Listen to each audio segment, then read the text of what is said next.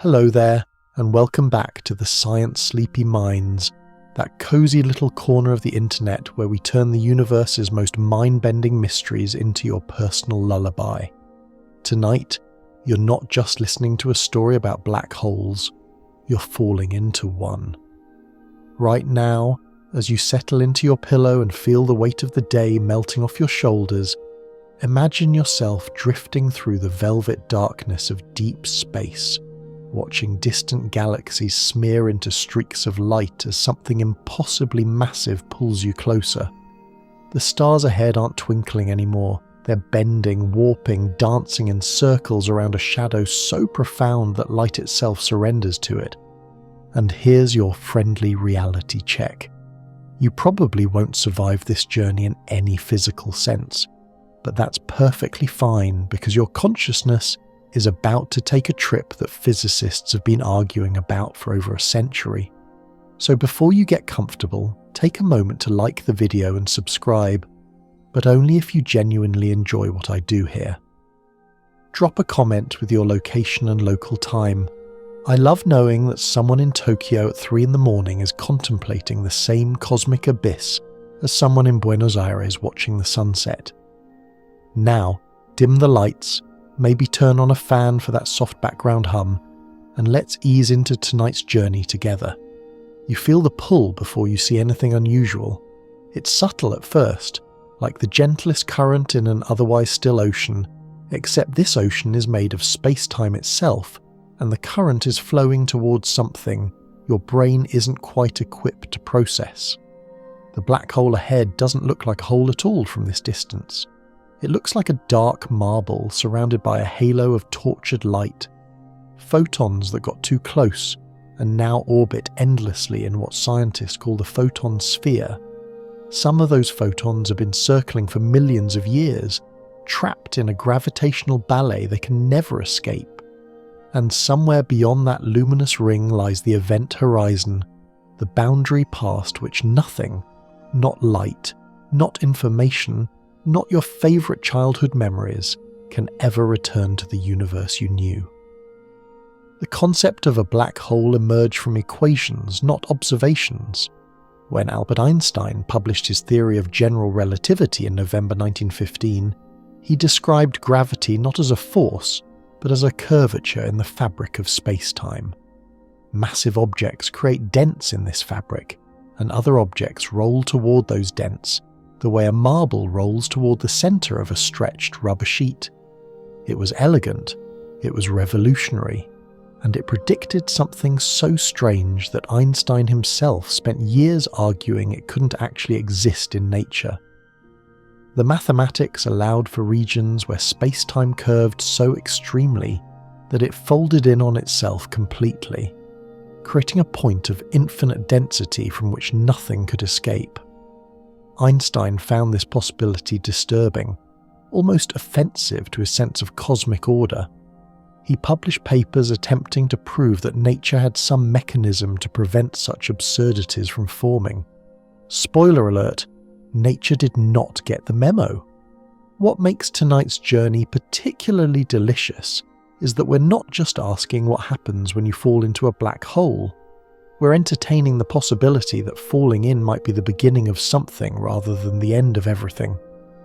Physicists still argue whether the centre of a black hole represents the ultimate destruction of matter and information, or whether it might be a doorway, a cosmic birth canal through which new universes spring into existence.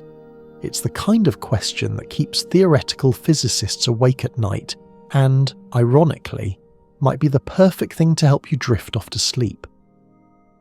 There's something oddly comforting about contemplating your own insignificance against the backdrop of infinite cosmic creation, isn't there? The black hole you're approaching tonight is a supermassive one, the kind that sits at the centre of galaxies and contains the mass of millions or even billions of suns. We chose this particular variety for your comfort, believe it or not. Smaller black holes, the stellar mass ones formed when giant stars collapse, would tear you apart long before you reach the event horizon through a process we'll discuss later. But supermassive black holes are so large that their event horizons are relatively gentle places, at least initially. You could cross one without feeling anything particularly dramatic, which is both reassuring and deeply unsettling. The violence would come later, but we'll get to that in due time. As you drift closer, you notice something peculiar about the stars behind the black hole. They're not just blocked from view, they're duplicated, smeared, arranged in rings and arcs that make no geometric sense. This is gravitational lensing, one of the most beautiful predictions of general relativity. The black hole's gravity is so intense that it bends light around itself, allowing you to see stars that should be hidden behind it. Some of those stars appear multiple times, their light taking different paths around the gravitational well to reach your eyes. If you could see your own back right now, you might catch a glimpse of it. Light from your own body looping around the black hole and returning to your eyes. It's the universe's strangest mirror, and it's showing you that the rules you learned about straight lines and shortest distances no longer apply here. Here's a quirky tidbit that might make you smile as you feel your eyelids getting heavy. The term black hole wasn't coined until 1967, more than 50 years after Einstein's equations predicted them. Before that, physicists used clunky phrases like gravitationally completely collapsed object or frozen star. The American physicist John Wheeler popularized black hole during a lecture, and the name stuck because it was evocative and slightly terrifying, exactly what good scientific branding should be. Wheeler had a gift for memorable phrases. He also coined wormhole and quantum foam, terms we'll encounter later in our journey. Historians still argue whether Wheeler actually invented the term or merely popularized something that was already floating around in physics circles, but either way, he deserves credit for giving these cosmic monsters a name that captured the public imagination. The warmth of your blanket feels distant now, a memory from another life as you accelerate toward the darkness ahead. But don't worry, we have so much more to explore before anything truly strange happens. The history of how humanity came to understand these objects is as fascinating as the objects themselves, filled with brilliant minds who refused to accept the impossible until the impossible became undeniable. You're going to meet a German soldier doing mathematics in the trenches, a British astrophysicist who made his calculations on a ship in the middle of the ocean, and a wheelchair-bound genius who changed his mind about the nature of reality more than once. But first, let yourself sink a little deeper into this journey. Feel the cosmic current carrying you forward, and trust that whatever lies ahead will be exactly the kind of beautiful mystery that makes the universe worth contemplating. The event horizon grows larger in your field of vision, no longer a distant abstraction, but an approaching reality. It doesn't look like a surface. There's no physical barrier, no membrane you'll punch through. It's simply a boundary defined by mathematics, the point at which the escape velocity exceeds the speed of light. Cross it, and you'll never cross back. But what if that's not the end of the story? What if the ancient light swirling around this cosmic drain is actually the glow of creation, the first glimpse of a universe being born? That's the question we'll carry with us through the darkness. The possibility that every ending is secretly a beginning in disguise. The mathematics that predicted black holes arrived during one of humanity's darkest hours, which feels cosmically appropriate when you think about it. Albert Einstein presented his field equations of general relativity to the Prussian Academy of Sciences in November 1915, while Europe was tearing itself apart in the trenches of World War I. These equations described how mass and energy warp the fabric of spacetime, creating what we perceive as gravity. They were beautiful, elegant, and fiendishly difficult to solve. Einstein himself could only find approximate solutions for simple cases, and he assumed that exact solutions might be impossible to achieve. He underestimated the determination of mathematicians with time on their hands. You're still falling, by the way. The black hole ahead has grown noticeably larger since we started talking about Einstein, and the distortions in the starfield have become more pronounced. Light from distant galaxies now smears into elongated arcs, and there's a strange sensation in your chest. Not quite fear, not quite excitement, but something between anticipation and surrender. This is the perfect state for contemplating the warping of space-time, because your own sense of up and down is starting to become unreliable. In the grip of extreme gravity, direction becomes a matter of perspective, and perspective is exactly what we need to discuss. Einstein's general relativity replaced Newton's conception of gravity as a force acting at a distance with something far more radical. In Newton's universe, the sun pulled on Earth through some invisible tether, instantaneously communicating its gravitational influence across the void. Einstein found this troubling. It implied faster-than-light communication, which his special relativity had already ruled out. His solution was to reimagine gravity entirely. Mass doesn't pull on other mass. Mass warps the space-time around it, and objects moving through that warped space-time follow the straightest possible paths, which happen to curve toward massive objects. The Earth doesn't orbit the Sun because the Sun is pulling on it. The Earth orbits because the Sun has created a valley in space-time, and the Earth is rolling around the slopes of that valley. This was intellectually satisfying but practically challenging. The field equations are a set of 10 interlinked differential equations, and solving them requires specifying the distribution of mass and energy you're interested in. For most realistic scenarios, exact solutions are impossible, and physicists must resort to approximations and numerical methods. But for certain idealized cases, a point mass, a rotating sphere, a universe filled with uniform matter, exact solutions can be found.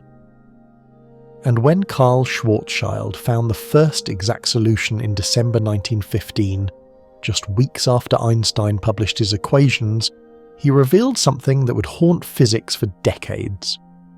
The Schwarzschild solution described the space-time around a perfectly spherical, non-rotating mass, and it contained a troubling feature. At a certain distance from the centre, what we now call the Schwarzschild radius, the equations went haywire. Terms that should remain finite became infinite, and time seemed to stop for outside observers, while space itself appeared to close in completely. Schwarzschild himself didn't fully appreciate what he had found. He was more interested in applying the solution to calculate the precession of Mercury's orbit, which Einstein's theory famously explained. But buried in those equations was the first mathematical description of an event horizon, the boundary we're now approaching in our imaginary descent. Here's something that might make you smile in the darkness. Physicists initially believed the Schwarzschild radius was just a mathematical artifact, a peculiarity of the coordinate system, rather than a physical reality. They called it the Schwarzschild singularity, and assumed that real objects could never compress enough to fit within their own Schwarzschild radius. The Sun's Schwarzschild radius is about 3 kilometers. To become a black hole, it would need to compress its entire mass into a sphere smaller than a small town. Surely nature wouldn't allow such absurdity. Physicists still argue whether the early resistance to black holes stemmed from genuine scientific skepticism or from psychological discomfort with the implications. Probably both, which is very human and oddly endearing. The equations of general relativity are often visualized using that rubber sheet analogy, but let me offer you a better one as you continue your descent. Imagine space-time as a flowing river and you're a fish swimming in it. Near massive objects, the river flows faster, dragging you along with it. Near a black hole, the river flows so fast that even light, the fastest swimmer in the universe, cannot make headway against the current. The event horizon is the point where the river's flow velocity exceeds the speed of light. Past that point, all paths lead inward, no matter how hard you swim. This river model of black holes was developed by physicist Andrew Hamilton, and it captures something the rubber sheet misses: the dynamic nature of space-time near extreme gravitational sources. As you fall, you're beginning to notice relativistic effects that would be invisible to someone watching from a safe distance. Time for you is passing normally. Your heartbeat, your breathing, your sense of duration all feel perfectly ordinary. But if you could somehow signal back to a friend watching from afar, they would see your signals arriving increasingly redshifted, stretched to longer and longer wavelengths. Your movements would appear to slow down, and your image would dim as the photons carrying your likeness lost energy, fighting against the gravitational tide. From their perspective, you would never quite cross the event horizon. You'd freeze at the boundary, fading to invisibility over an infinite stretch of time. But from your perspective, you'd sail right through, noticing nothing special at the moment of crossing. This disagreement about what actually happens is one of the deepest puzzles in black hole physics, and we'll return to it later when we discuss the information paradox. Einstein's equations don't just describe what exists, they predict what's possible. And what they predicted, to Einstein's dismay, was the possibility of regions where space-time curvature becomes so extreme that our normal understanding of physics breaks down completely. At the center of the Schwarzschild solution lies another singularity, but this one isn't a coordinate artifact. It's a point where density becomes infinite, where space-time curvature diverges, where the equations of general relativity themselves cease to make meaningful predictions. This central singularity is what we're ultimately falling toward, and it's where the possibility of new universes enters our story. A quirky historical detail that speaks to the strangeness of this field. The first person to seriously consider what would happen to someone falling into a black hole was a French mathematician named Paul Painlevé, who was also briefly the Prime Minister of France. In 1921, he developed a new coordinate system that eliminated the mathematical infinity at the event horizon, showing it was indeed a coordinate artifact rather than a physical barrier. But his work was largely ignored, and physicists continued to treat the event horizon as impassable for decades. Sometimes the truth arrives before anyone is ready to receive it. The warped fabric of space-time around you now forms patterns that no flat space geometry could produce. Parallel lines converge, triangles have angles that add up to more than 180 degrees, and the shortest path between 2 points curves in ways that would make Euclid weep. You're experiencing non-Euclidean geometry directly, the kind of mathematics that was developed as an abstract curiosity in the 19th century and turned out to describe the actual structure of the universe. Einstein didn't invent this geometry. Mathematicians like Riemann, Lobachevsky, and Bolyai developed it decades earlier, but he recognized that it was exactly what he needed to describe gravity. The universe, it turns out, is not flat. It bends, it curves, it folds, and in extreme cases it opens doorways to places we never imagined existed. Your eyelids might be getting heavier now, and that's perfectly fine. The mathematics of curved space-time is the kind of thing that settles into your mind like sediment, slowly arranging itself into understanding without requiring conscious effort. Let the equations drift through your awareness like clouds, forming shapes that almost make sense before dissolving into new configurations. The event horizon is closer now, and soon we'll meet the soldier who first described it, working by candlelight between artillery barrages. But for now, just float in the curved geometry of your own relaxation, letting Einstein's revolutionary vision wash over you like a warm tide. The man who first glimpsed the mathematical structure of black holes was dying when he solved the equations.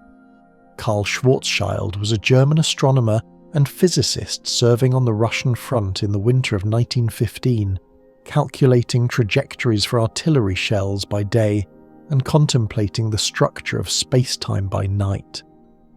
He had already contracted pemphigus, a painful autoimmune disease that was slowly killing him, but he couldn't stop thinking about Einstein's newly published field equations. in the frozen trenches, surrounded by mud and death and the thunder of distant bombardment, Schwarzschild found the first exact solution to general relativity, a mathematical description of how spacetime curves around a point mass. He mailed his solution to Einstein in Berlin and was dead within 4 months. You're falling faster now, though faster becomes a strange word when you're deep in a gravitational well. Your speed relative to what exactly? The event horizon ahead looks less like a boundary and more like a shadow, a region where the darkness becomes absolute. The stars behind you have shifted dramatically. They're like bent by the massive curvature you're traversing. Some photons from those stars will never reach you. They're spiraling into the black hole on trajectories that converge on the same point you're headed toward. You're not alone in this descent. You're accompanied by a rain of ancient starlight. Schwarzschild's solution described the simplest possible black hole, a non-rotating electrically neutral point mass. The metric he derived, the mathematical formula describing distances and durations in curved spacetime, had 2 places where the mathematics misbehaved. One was at the centre, where density approached infinity. The other was at a specific radius from the centre, which became known as the Schwarzschild radius. For our Sun, this radius is about 3 kilometres. For Earth, it's about 9 millimetres. For the supermassive black hole at the centre of our galaxy, it's about 12 million kilometres, roughly 17 times the radius of the Sun. The Schwarzschild radius defines the event horizon, the boundary of no return, and its size scales linearly with mass. Double the mass, double the radius. Simple and terrifying.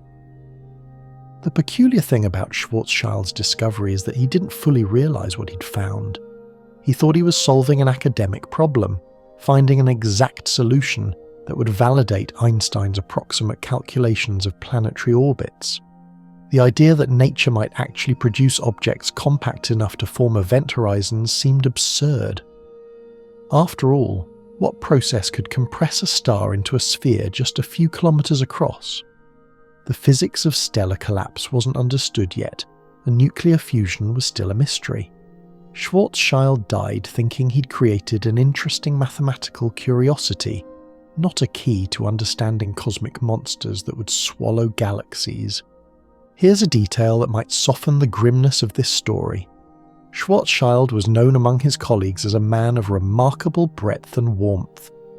Before the war, he directed the Potsdam Observatory and made contributions to stellar atmospheres, celestial mechanics, and optical systems. He was the first to realize that stellar spectra could reveal the chemical composition of stars, laying groundwork for the entire field of astrophysics. His letters from the front are filled with scientific enthusiasm despite his deteriorating health and the horror surrounding him. When he sent his solution to Einstein, he wrote cheerfully about the pleasure of finding that a few hours of mathematical work could illuminate the structure of the cosmos. Scientists still argue whether Schwarzschild's ability to focus on pure mathematics amid such suffering was a mark of genius, a coping mechanism, or both. The Schwarzschild radius has a lovely physical interpretation that you should carry with you as you fall. It's the radius at which the escape velocity equals the speed of light. If you were standing on the surface of an object exactly at its Schwarzschild radius and tried to throw a ball straight up, that ball would need to travel at the speed of light to escape to infinity. Since nothing can travel faster than light, nothing can escape from within the Schwarzschild radius. The event horizon isn't a physical surface, it's a mathematical boundary defined by this simple velocity condition. Cross it, and you're committed to reaching the centre, no matter what you do. There's a common misconception that black holes suck everything in like cosmic vacuum cleaners. They don't actually. A black hole has no more gravitational pull than a normal object of the same mass. If you replace the Sun with a black hole of identical mass, the planets would continue orbiting exactly as they do now. The Earth wouldn't suddenly spiral inward.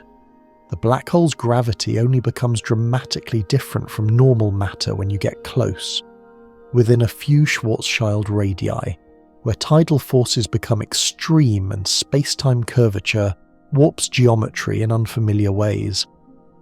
From a safe distance, a black hole is just another massive object, patient and quiet in the dark. The space-time around you is beginning to feel different now, though feel isn't quite the right word. There's a stretching sensation, a kind of asymmetry in the way your body experiences gravity. Your feet, being slightly closer to the black hole than your head, are experiencing slightly stronger gravitational attraction. This difference in force across your body is called tidal gravity, and it's the same phenomenon that causes ocean tides on Earth due to the moon's gravitational pull. But while lunar tides stretch the ocean by a few meters, the tidal forces near a black hole can stretch a human body into a stream of atoms. The closer you get, the stronger the differential becomes. Schwarzschild's solution was the first but not the last exact description of a black hole. In 1963, New Zealand mathematician Roy Kerr found the solution for a rotating black hole, which describes a far more realistic scenario. Almost all astronomical objects spin, and collapsed stars would retain their angular momentum. The Kerr solution is more complex than Schwarzschild's, featuring not one but two event horizons and a ring-shaped singularity instead of a point. It also contains mathematical structures called closed time-like curves, which are paths through space-time that loop back on themselves in time. Whether these represent real time travel possibilities or just mathematical artifacts remains one of the great unsettled questions in theoretical physics. Physicists still argue whether the Kerr solution's interior structures would survive the formation of a real black hole or would be destroyed by instabilities. A quirky aside that connects Schwarzschild to contemporary astronomy. The first image of a black hole's shadow, captured by the Event Horizon Telescope in 2019, showed the supermassive black hole at the centre of galaxy M87. That dark circle at the centre, roughly the size of our solar system, matched Schwarzschild's predictions almost exactly. 100 years after he died in a military hospital, his mathematics was confirmed by a planet-spanning array of radio telescopes. He never saw a star through a telescope again after entering the army, yet his equations described what we would see when we finally had instruments powerful enough to image the unseeable. The event horizon looms closer, and you're beginning to see effects that no human eye has ever witnessed. Light from behind the black hole is bent so severely that you can see a complete ring of the universe behind you, compressed and distorted into a luminous halo around the darkness ahead. This is the photon sphere, where light orbits the black hole at exactly 1.5 times the Schwarzschild radius. Any photon that enters this region at just the right angle will circle the black hole forever, or until something disturbs its orbit. You could, in principle, see the back of your own head by looking along the photon sphere, light from your own body completing orbits around the black hole to return to your eyes. It's the universe's most disorienting funhouse mirror. Schwarzschild's work opened a door that would remain mostly unexplored for decades. The physics community was too caught up in quantum mechanics, nuclear physics, and 2 world wars to pay much attention to gravitational collapse. But the door was open, and eventually scientists would walk through it to discover structures stranger than Schwarzschild ever imagined.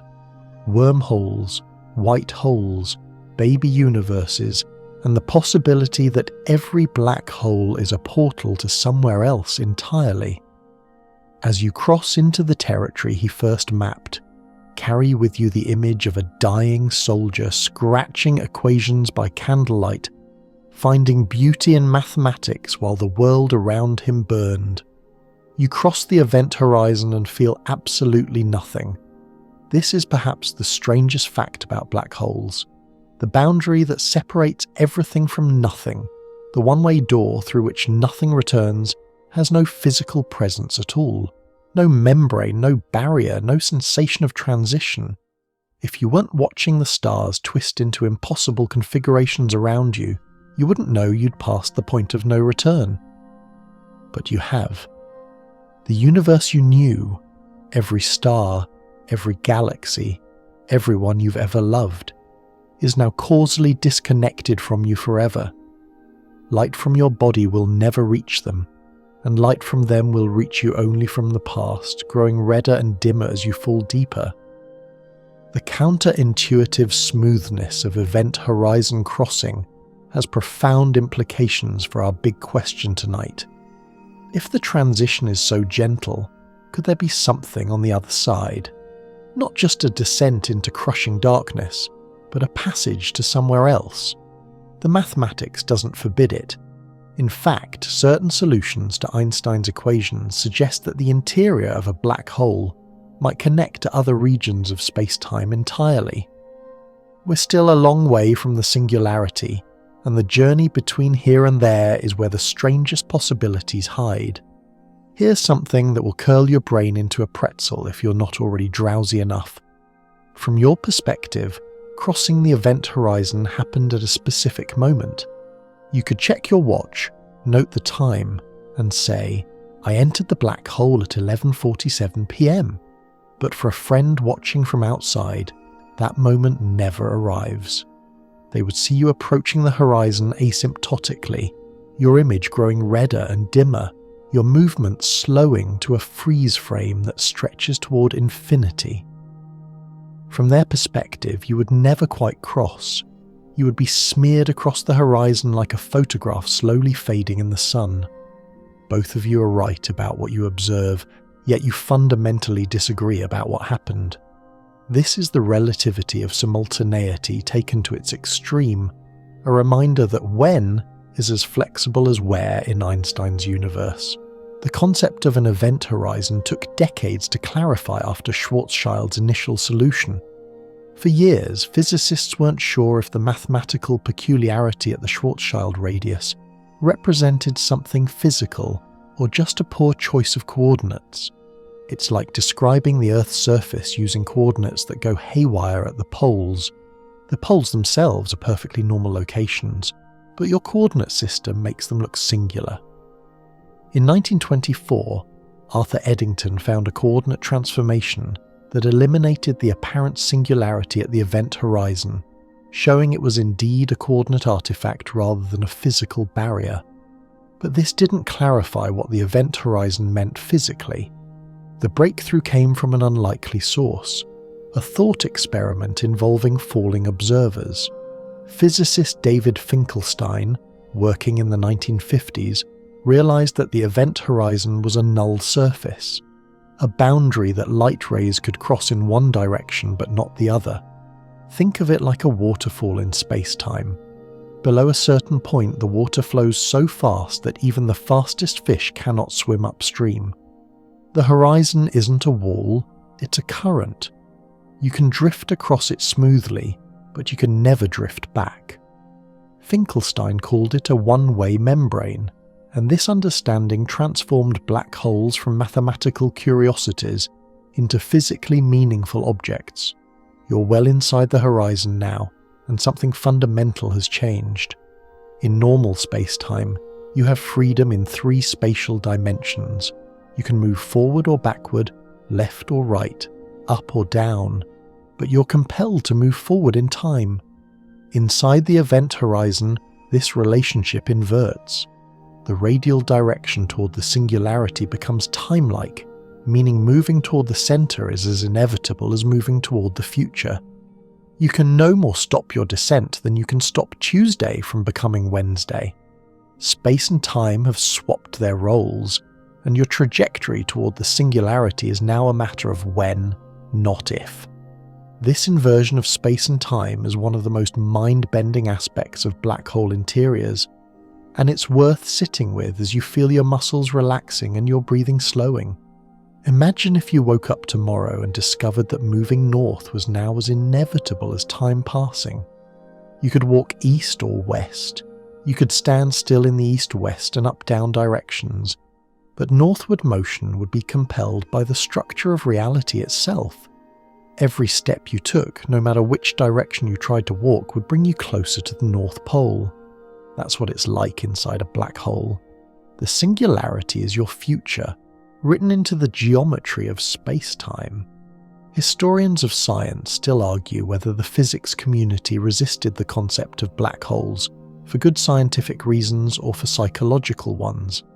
The idea that space-time could have one-way regions, that information could fall into an abyss and never return, violated intuitions that had served physicists well for centuries. Even Einstein, whose equations predicted black holes, never fully accepted them. In 1939, he published a paper arguing that black holes couldn't form because matter would have to exceed the speed of light to collapse past a certain point. A clever but ultimately flawed argument that showed even geniuses can fool themselves when facing uncomfortable truths. A quirky detail that might amuse you in your drowsy state. The term event horizon itself comes from cosmology, not black hole physics. It originally described the boundary in an expanding universe beyond which events can never influence us, because space is expanding faster than light can travel. The term was borrowed and repurposed for black holes because the concept was similar, a boundary of causal disconnection. This linguistic borrowing hints at deep connections between black hole physics and cosmology, connections we'll explore when we consider whether black holes might birth new universes. The stars outside have taken on an eerie quality now, because light from the outside universe is blue-shifted as it falls toward you, gaining energy as it descends into the gravitational well. Distant galaxies appear brighter and bluer than they should. If you watched long enough, you would see the entire future history of the outside universe play out in accelerated time, compressed into a bright ring around your field of vision. But you won't watch long enough. Your personal time is still ticking along normally, and the singularity is getting closer. There's a beautiful mathematical result called the cosmic censorship conjecture, proposed by Roger Penrose in 1969, which states that singularity should always be hidden behind event horizons. Nature, the conjecture suggests, is modest. She doesn't expose her naked singularities to public view. This is more than aesthetic preference. Naked singularities would create causality paradoxes and uncomputable physics. The event horizon is a kind of cosmic modesty screen, hiding the breakdown of physics from the rest of the universe. Physicists still argue whether cosmic censorship is always true, sometimes true, or merely a convenient hope. Counterexamples have been constructed mathematically, but they require exotic conditions that may never occur in nature.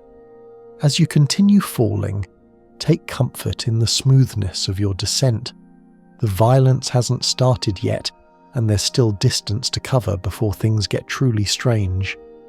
The event horizon behind you is invisible now, just another region of the space you've passed through, but it represents something profound, a boundary in the fabric of reality, a point where the rules change forever.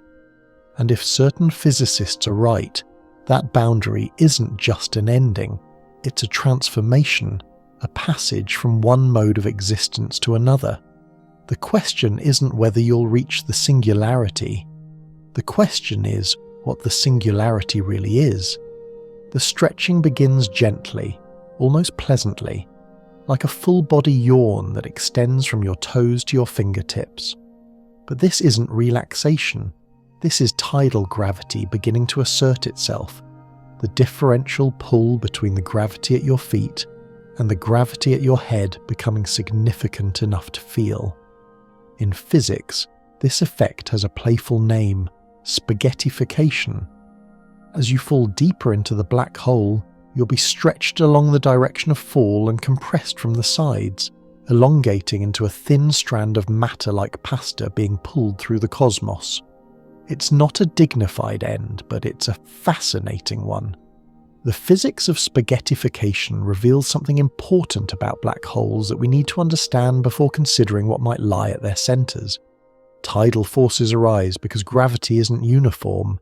It varies with distance from the massive object. Your feet, being closer to the singularity than your head, experience stronger gravitational acceleration.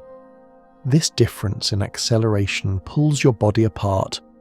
Meanwhile, the parts of your body to your left and right are both falling toward the same central point, which means they're being pushed together.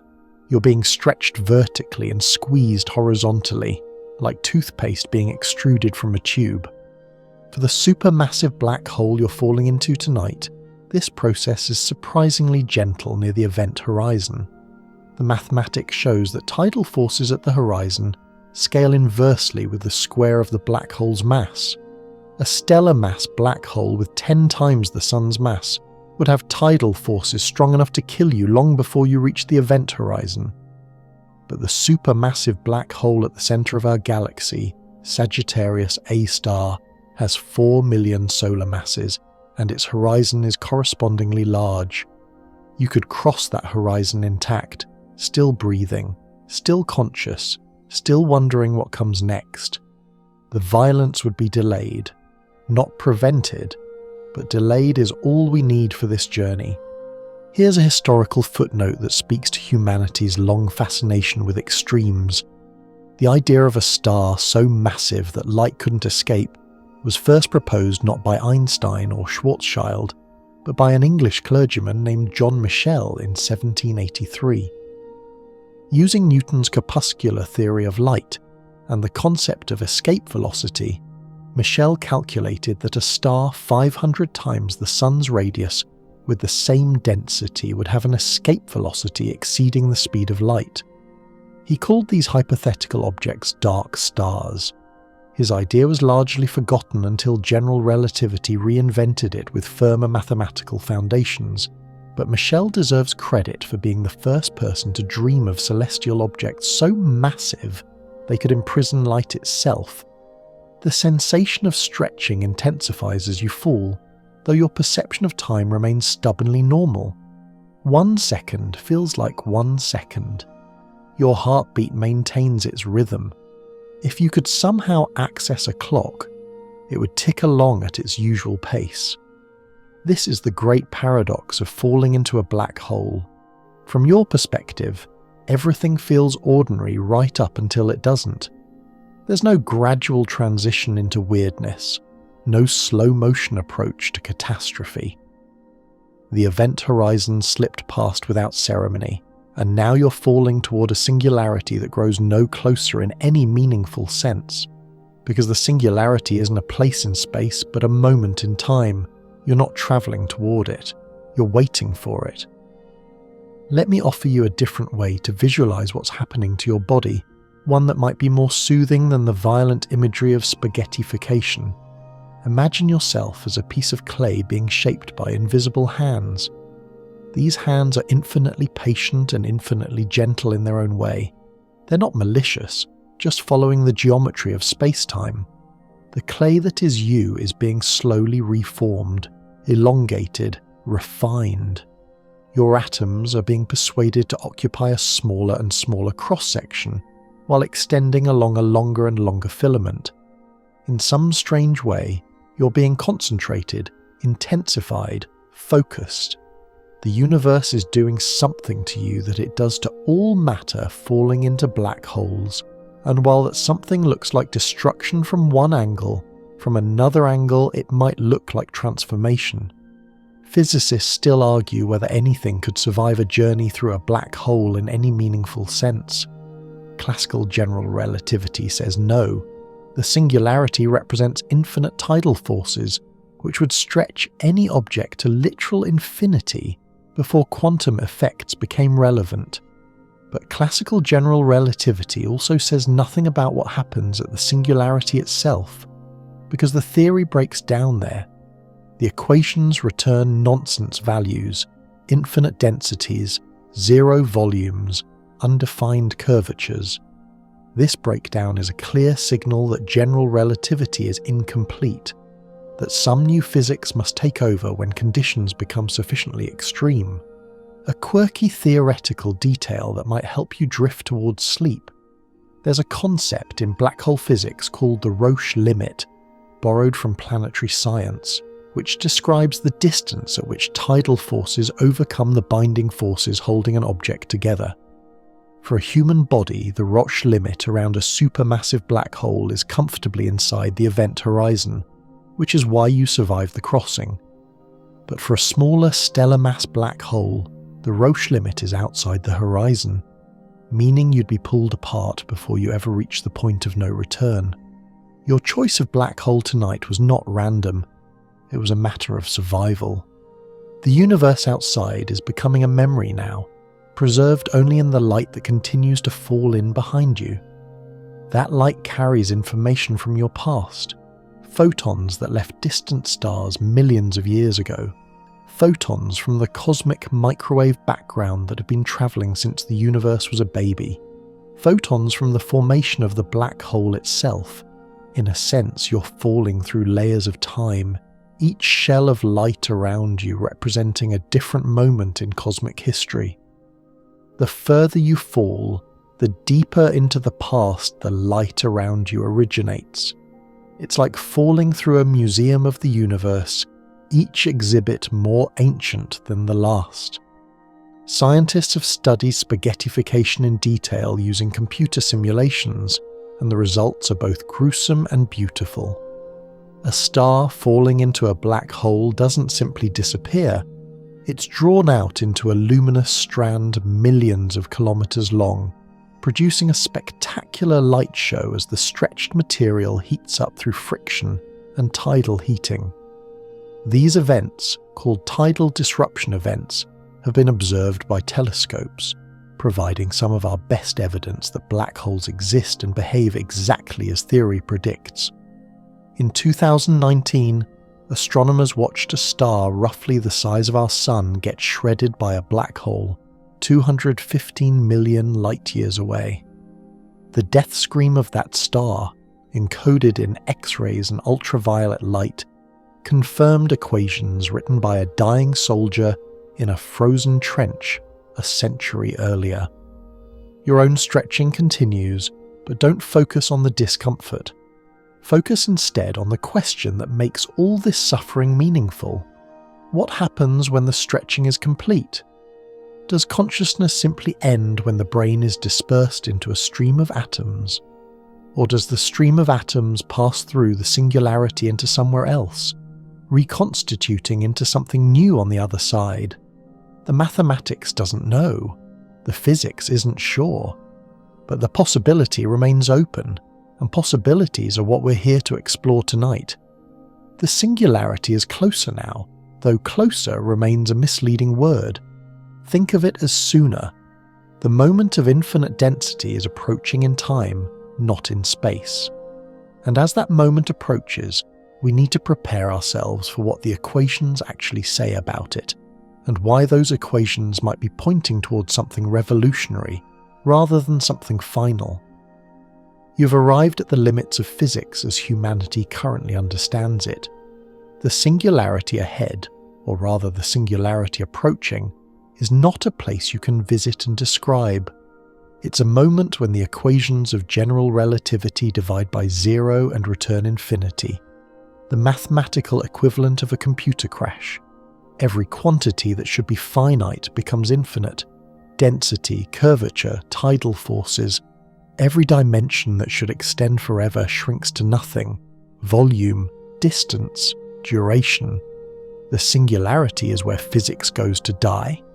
But here's the thing about physics dying. It has a tendency to resurrect in new forms. Every breakdown in physical theory has historically signaled not the end of understanding, but the beginning of deeper understanding. When classical mechanics failed at high velocities, special relativity emerged. When it failed at small scales, quantum mechanics appeared. When both struggled with gravity, general relativity took over. And now, at the center of black holes, general relativity is failing spectacularly. This failure is not an embarrassment, it's an invitation. The singularity predicted by Schwarzschild's solution is called a space-like singularity, which means it has the character of a moment in time rather than a location in space. You can't avoid it by steering left or right, just as you can't avoid next Tuesday by walking in a different direction. This is related to the space-time inversion we discussed earlier. Inside the event horizon, the radial direction has become time-like, and the singularity lies in your future regardless of what path you take through the remaining dimensions. It's fatalistic in the most literal sense, written into the geometry of existence. Roger Penrose proved something remarkable in 1965 that earned him a share of the 2020 Nobel Prize in Physics. Under very general conditions, singularities are unavoidable inside black holes. His singularity theorem showed that once an event horizon forms, the formation of a singularity follows inevitably from the basic assumptions of general relativity. This was profound because it meant singularities weren't just theoretical curiosities, they were guaranteed consequences of gravitational collapse. Every black hole, according to Penrose's theorem, must contain a singularity. The universe is filled with these breakdown points, these moments where physics confesses its ignorance. Historians of science still argue whether Penrose's theorem was a triumph or a tragedy for general relativity. On one hand, it confirmed that the theory made definite predictions about extreme conditions. On the other hand, those predictions were that the theory itself would fail. It's like a bridge engineer proving mathematically that his bridge must collapse under certain conditions. Valuable knowledge, but not exactly reassuring. The theorem motivated generations of physicists to seek a quantum theory of gravity that could resolve the singularity and reveal what actually happens at the centre of black holes. Here's a quirky detail about singularities that might comfort you as you approach one. They might not actually exist. Penrose's theorem assumes that general relativity holds all the way down to the singularity, but we have excellent reasons to believe this assumption fails. At the Planck scale, distances of about 10 to the negative 35th meters and times of about 10 to the negative 43rd seconds, quantum effects must become important. Classical spacetime probably dissolves into something stranger at these scales, something that physicists describe with speculative terms like quantum foam or spin networks. The singularity is what classical physics predicts, but classical physics has already admitted it doesn't apply there. The central mystery of black hole singularities is whether they represent genuine cosmic dead ends or cosmic doorways. In the classical picture, matter falling toward the singularity simply stops. Its world line, the mathematical curve describing its path through space-time, terminates. This is deeply troubling because conservation laws suggest matter and energy can't simply vanish. Where does it go? Some physicists argue it goes nowhere. The concept of going loses meaning at the singularity. Others suggest it goes somewhere else entirely. The somewhere else hypothesis is what makes tonight's journey so fascinating. If the singularity isn't a point of ultimate destruction, but a point of ultimate transformation, then falling into a black hole might be the beginning of something rather than the end of everything.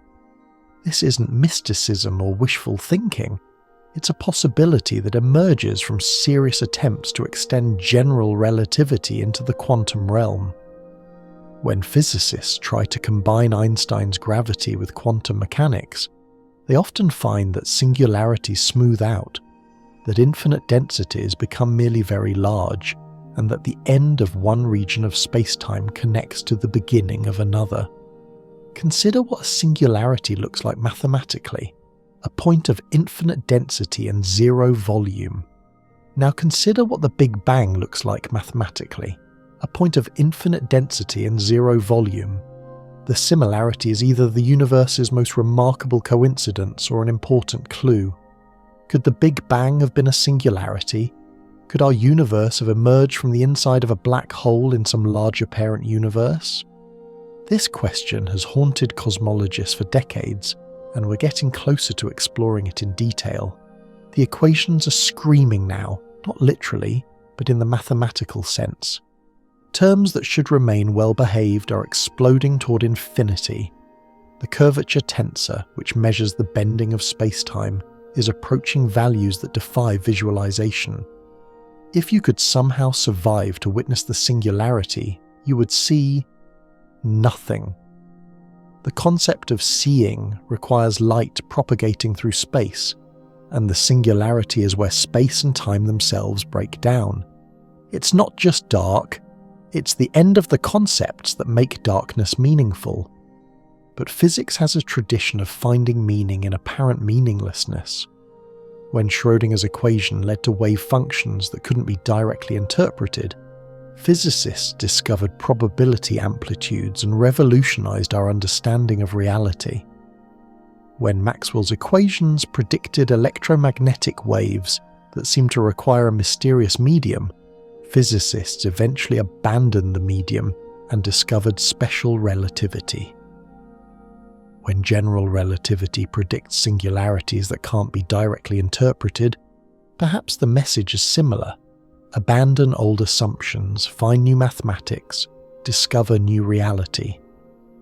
Your body has been reduced to a thin stream of particles by now, stretched beyond recognition but still falling, still carrying the information that once defined you. The question is whether that information will be destroyed at the singularity or transformed into something new. The classical answer is destruction. The quantum answer might be transformation. And the answer we'll explore in the coming sections is the most audacious of all: creation. Before we can understand how black holes might birth universes, we need to consider their theoretical mirror image: white holes. If a black hole is a region of space-time that nothing can leave, a white hole is a region of space-time that nothing can enter. Light and matter can emerge from a white hole, but nothing can fall in. It's the time-reversed version of a black hole, predicted by the same equations, and just as mathematically valid, yet profoundly different in its relationship with causality. The concept of white holes emerges naturally from the mathematics of general relativity.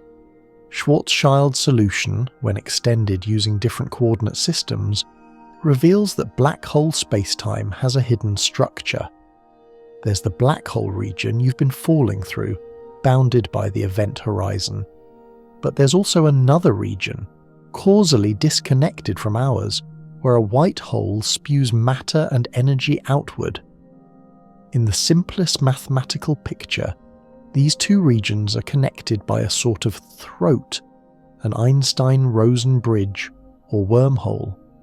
Matter falls into the black hole, passes through the bridge, and emerges from the white hole in another part of spacetime. This picture is almost certainly too simple to describe real black holes, but it's philosophically important.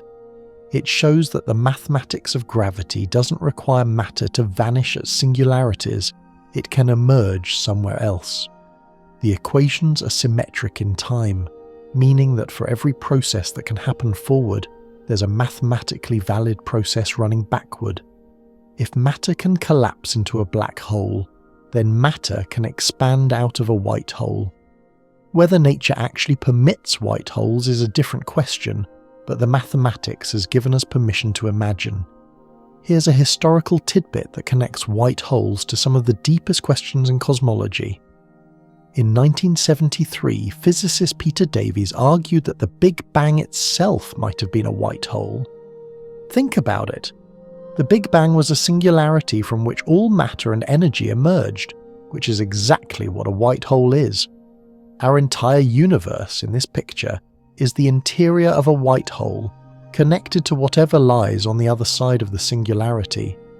This idea sounds fantastical, but it's grounded in the same mathematical framework that successfully predicts the bending of starlight and the precession of Mercury's orbit. The main objection to white holes is thermodynamic. They seem to violate the second law of thermodynamics. Black holes are high-entropy objects. They represent the ultimate gravitational disorder, the final state of collapsed matter. White holes would be low-entropy objects, spontaneously producing ordered matter from nothing. This is like expecting a shattered glass to spontaneously reassemble itself. The second law tells us that entropy always increases, which seems to forbid white holes even if the equations permit them. But, and this is a delicious but, the second law of thermodynamics is statistical, not absolute. It tells us what overwhelmingly tends to happen, not what must happen. In a universe of infinite extent and infinite duration, even the most improbable events might occur. Physicists still argue whether white holes are strictly impossible or merely so improbable as to be effectively impossible. And there's another possibility. Perhaps white holes exist in contexts where our usual statistical arguments don't apply, like the birth of entire universes where the before state is undefined. The connection between white holes and universe creation is subtle but important for our journey.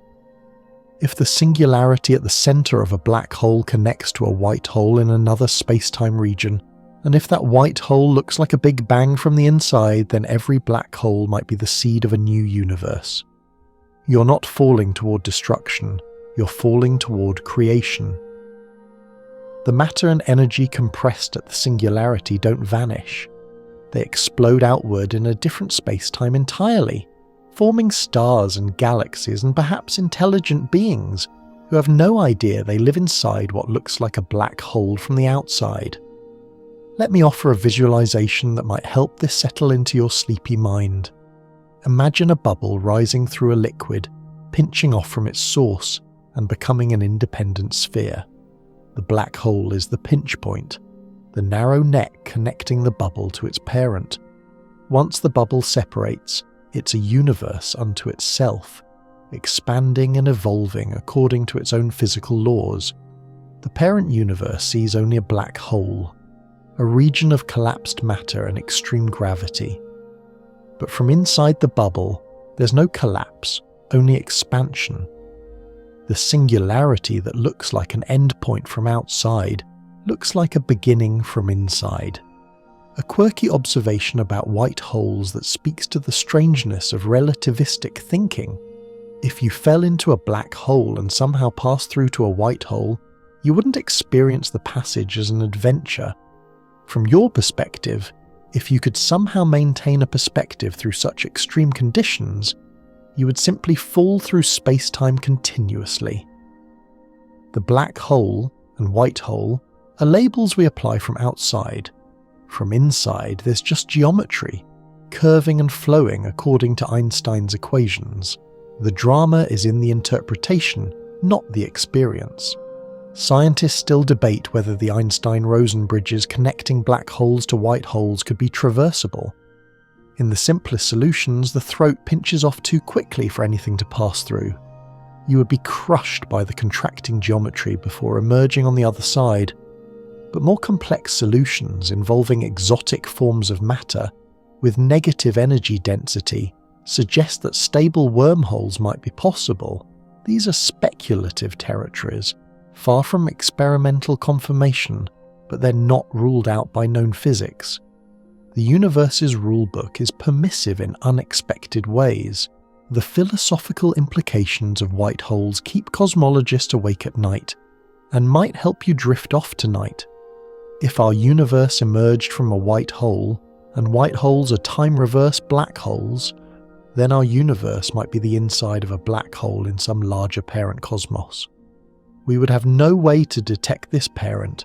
It's causally disconnected from us, hidden behind the singularity of our birth. But its existence would explain why our universe has the properties it does. We're not an arbitrary cosmos, but a cosmos shaped by the extreme conditions of gravitational collapse. Your trajectory continues toward the singularity, but now with a new possibility in mind.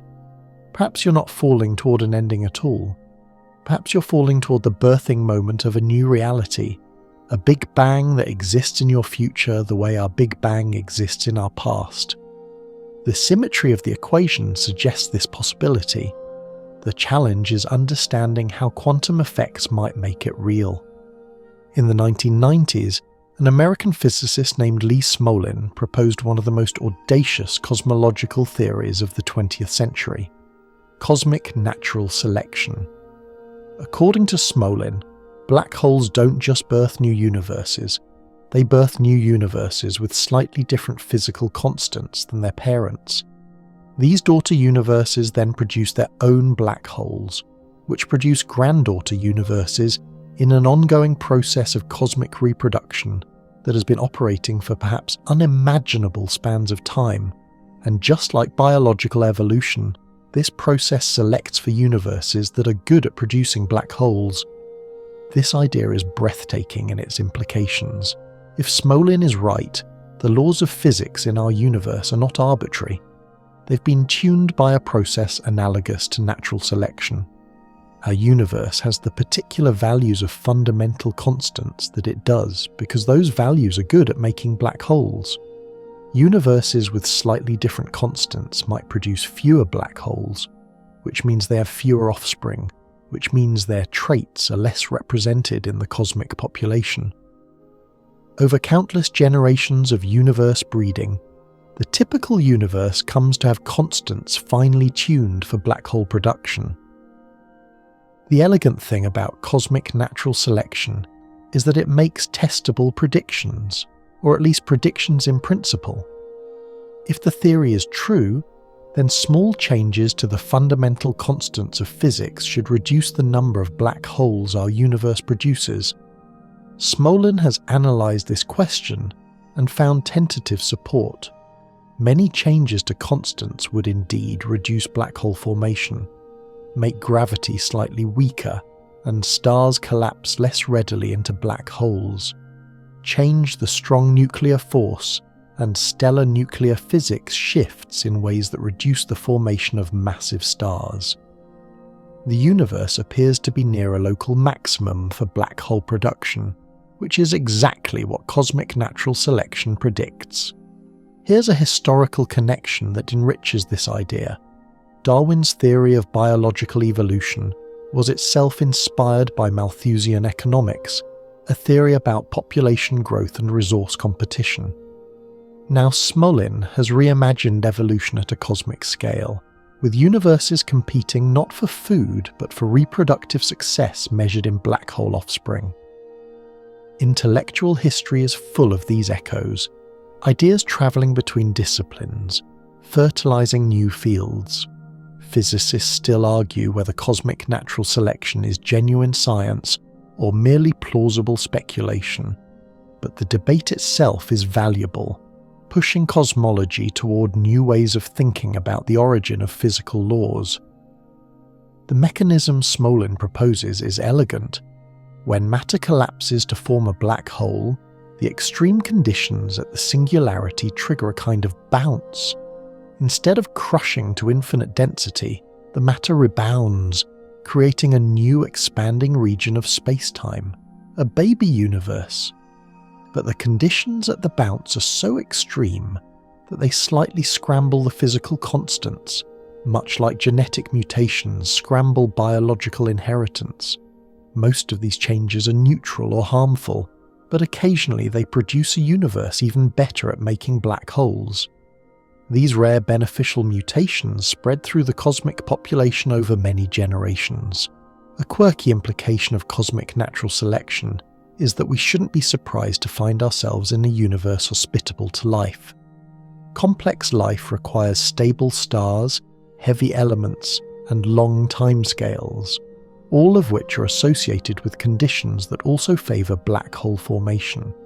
It's not that the universe was designed for life, it's that life and black holes thrive under similar conditions, and the universe has been selected for black hole production.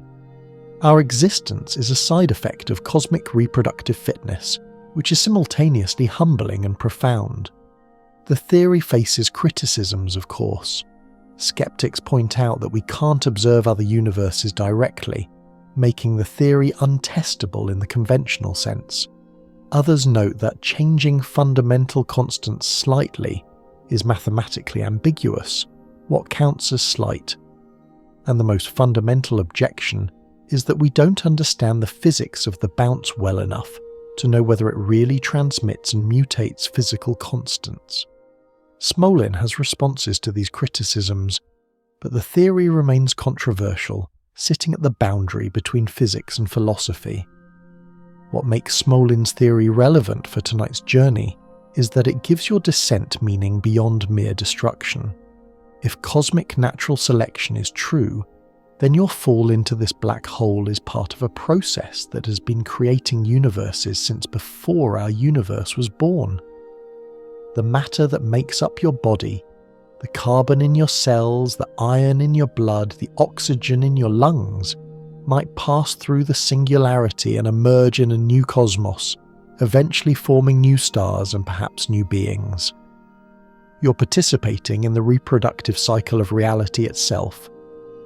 Consider the staggering timescales involved. If each universe generation lasts roughly our universe's age, about 13.8 billion years, and if our universe is a typical late generation descendant, then the process of cosmic natural selection has been operating for hundreds of billions of years, perhaps longer.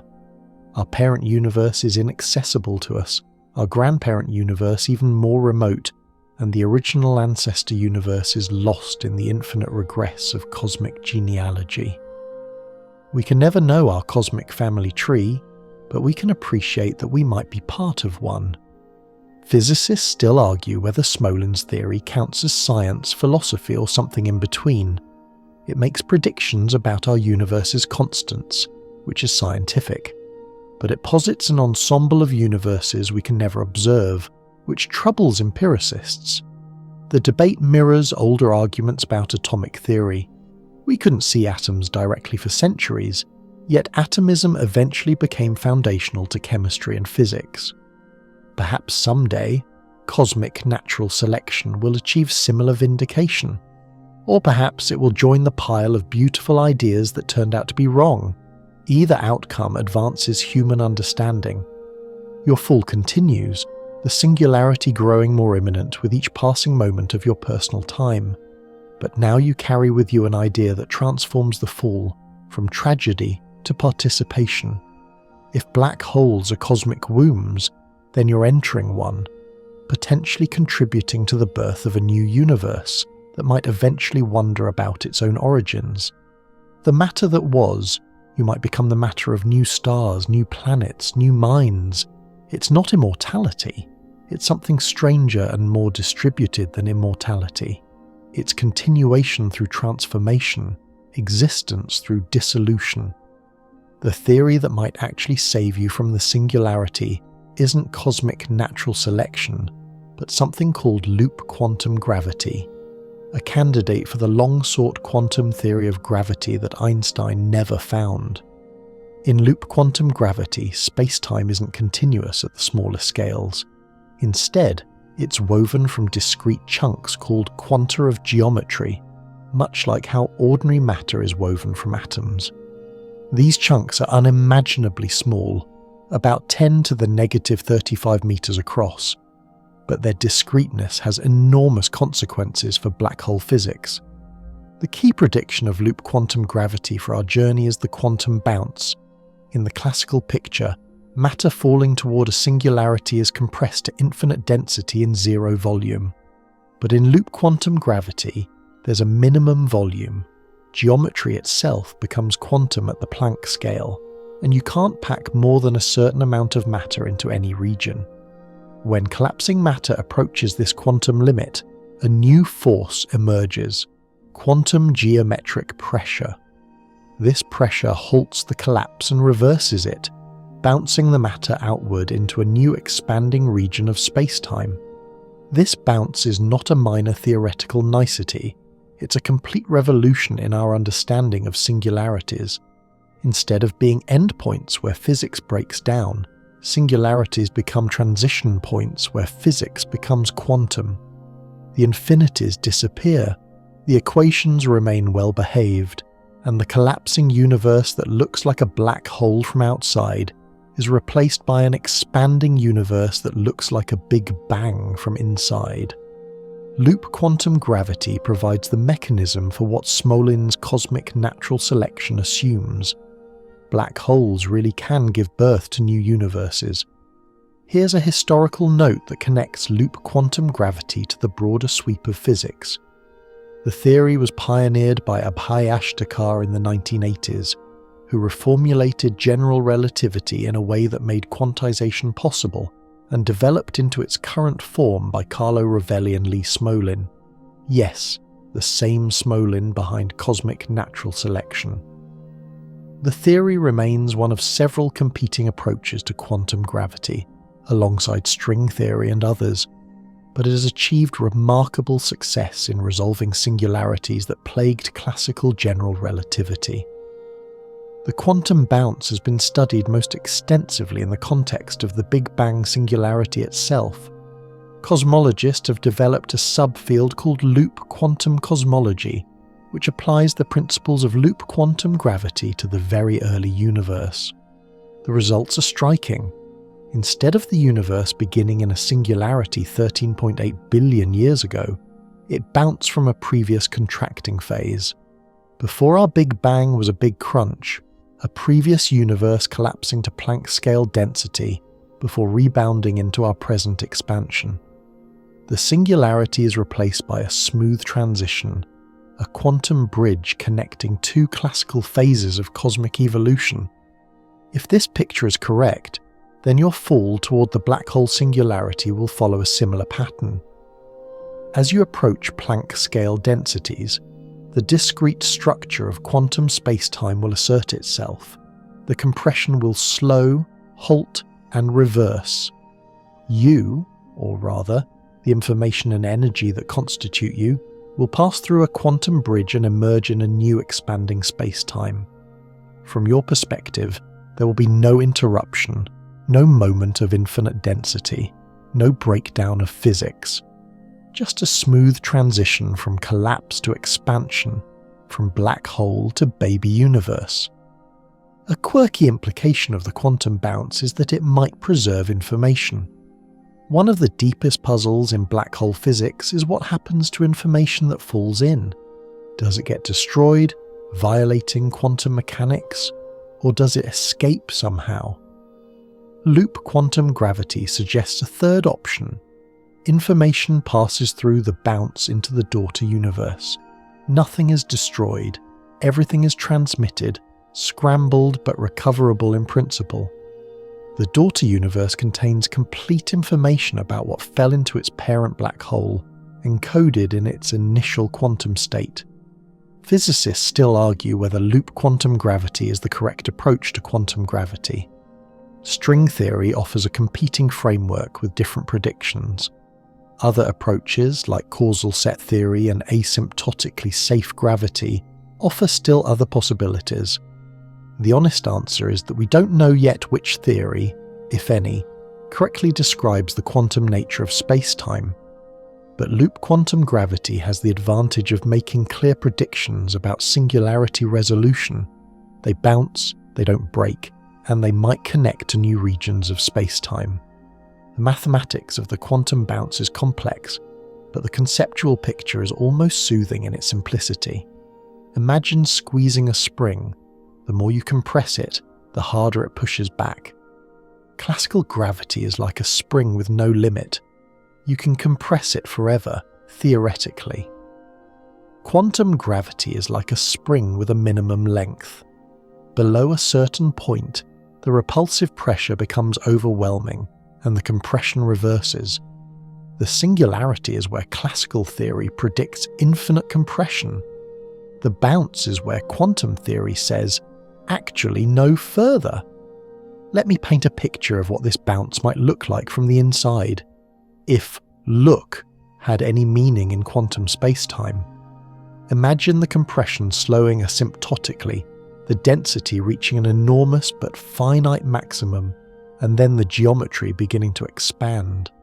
The matter that was crushed together starts to separate. The curvature that was extreme begins to relax. What looked like an ending reveals itself to be a turning point. the universe that collapsed into the black hole begins to inflate outward, following the same laws that governed our own universe's expansion after the Big Bang. Somewhere in that new cosmos, billions of years from now in its local time, beings might evolve who study their cosmic microwave background radiation and wonder about their origins. Your body is long gone by now, of course, spaghettified and atomized by tidal forces, but the information that described your body is still falling, still approaching the bounce point, still potentially capable of crossing into a new reality. In loop quantum gravity, information is never lost, only transformed. The story that was you continues, written in a language that might take universe ages to decode, but a story nonetheless. The more you think about it, the more suspicious the Big Bang looks. Our universe exploded from a point of unimaginable density roughly 13.8 billion years ago, expanding and cooling into the stars and galaxies we see today. That initial point had properties eerily similar to what we expect at the center of a black hole. Infinite density, zero volume, extreme space-time curvature. Cosmologists call it a singularity, using the same word they use for black hole centers. Is this coincidence, or is the universe telling us something? The hypothesis that our universe exists inside a black hole has circulated in physics circles for decades, attracting serious attention from serious scientists. The basic idea is straightforward. Whatever collapsed to form a black hole in some parent universe triggered a Big Bang on the other side, and we're living in the expanding aftermath of that event. Our entire observable cosmos, 100 billion galaxies across nearly 100 billion light years, is the interior of a black hole floating in a larger reality we can never observe. This idea is not mainstream cosmology, but it's not fringe either. It's the kind of speculation that respectable physicists engage in at conferences and in peer-reviewed papers, even if they hedge their enthusiasm with appropriate caveats. The appeal is partly aesthetic. It would be elegant if black holes and Big Bangs were opposite sides of the same phenomenon, and partly explanatory. The universe from a black hole hypothesis offers potential answers to deep cosmological puzzles. One such puzzle is the low entropy of the early universe. The second law of thermodynamics tells us that entropy always increases, which implies that the universe started in an extraordinarily low entropy state. But why? Why should a random initial condition be so special? If our Big Bang was a white hole emerging from gravitational collapse in a parent universe, then the low entropy isn't mysterious. It's the natural outcome of a black hole's interior being time reversed. Gravitational collapse is high entropy. The time reverse of collapse is expansion from low entropy. The parent universe's black hole explains our universe's surprisingly orderly beginning. Historians of cosmology trace the universe inside a black hole idea to various sources, but one influential early version was proposed by physicist Raj Pathria in 1972. Pathria noted that if our universe existed inside a black hole, we would observe something very specific.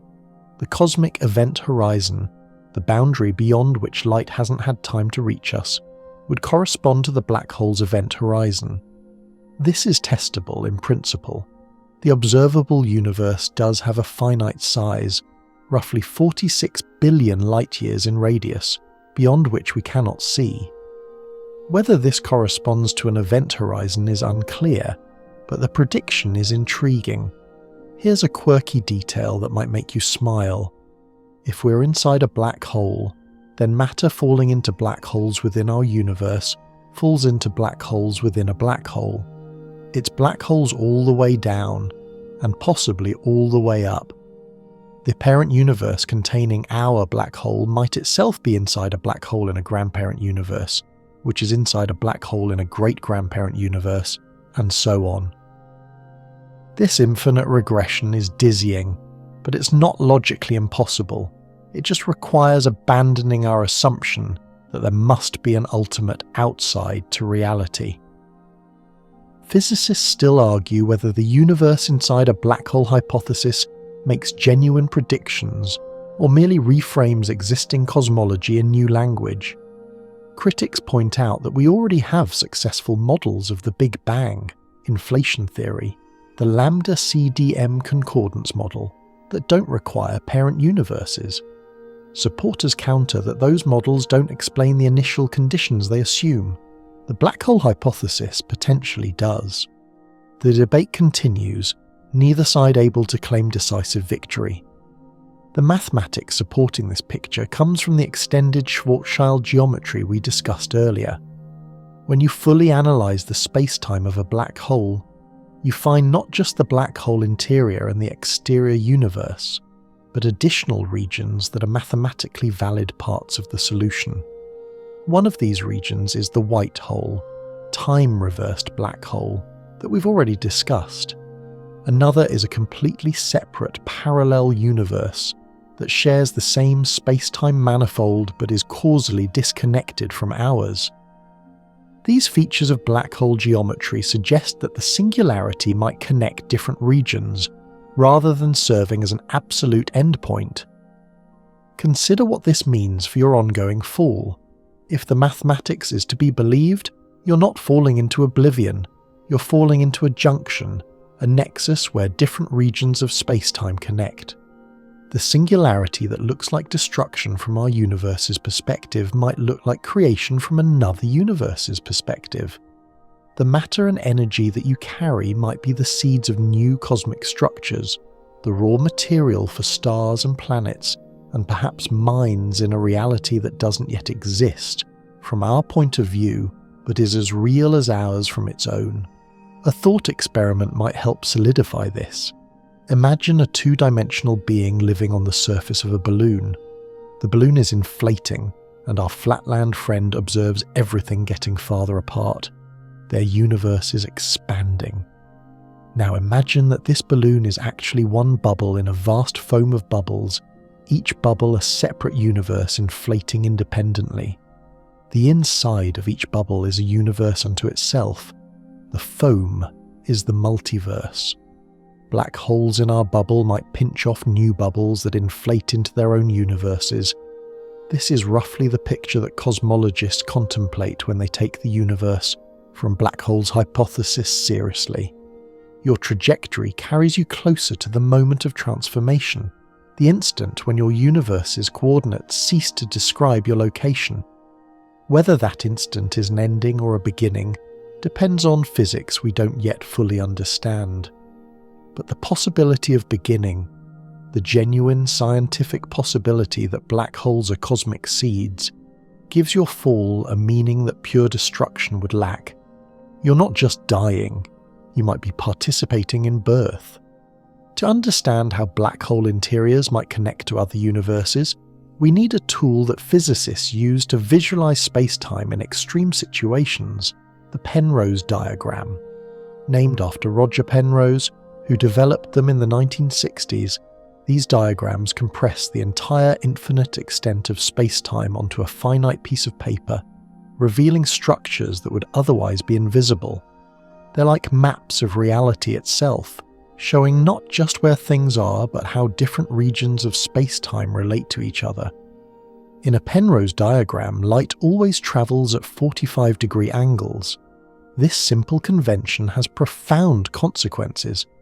Any line steeper than 45 degrees represents a trajectory slower than light, while any line shallower than 45 degrees would require faster than light travel and is therefore forbidden. The event horizon of a black hole appears as a 45-degree line. Light can travel along it but never across it from inside to outside. And the singularity appears as a horizontal line at the top of the diagram, representing a moment that the entire interior of the black hole approaches simultaneously. What makes Penrose diagrams revolutionary for our journey is what they reveal about black hole structure. The full Penrose diagram of an eternal Schwarzschild black hole shows 4 distinct regions: a universe, the black hole interior, a parallel universe that mirrors ours, and a white hole interior.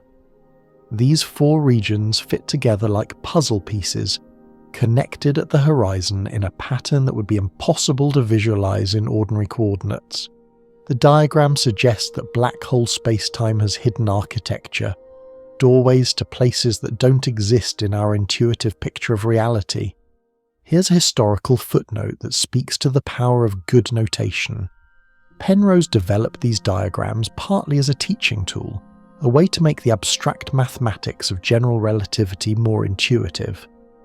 But they revealed features of black hole geometry that the mathematics had been hiding in plain sight.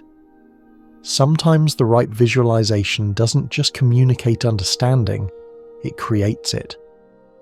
Physicists still argue whether Penrose diagrams represent physical reality or merely one mathematical description of it, but either way, they've shaped how generations of researchers think about spacetime.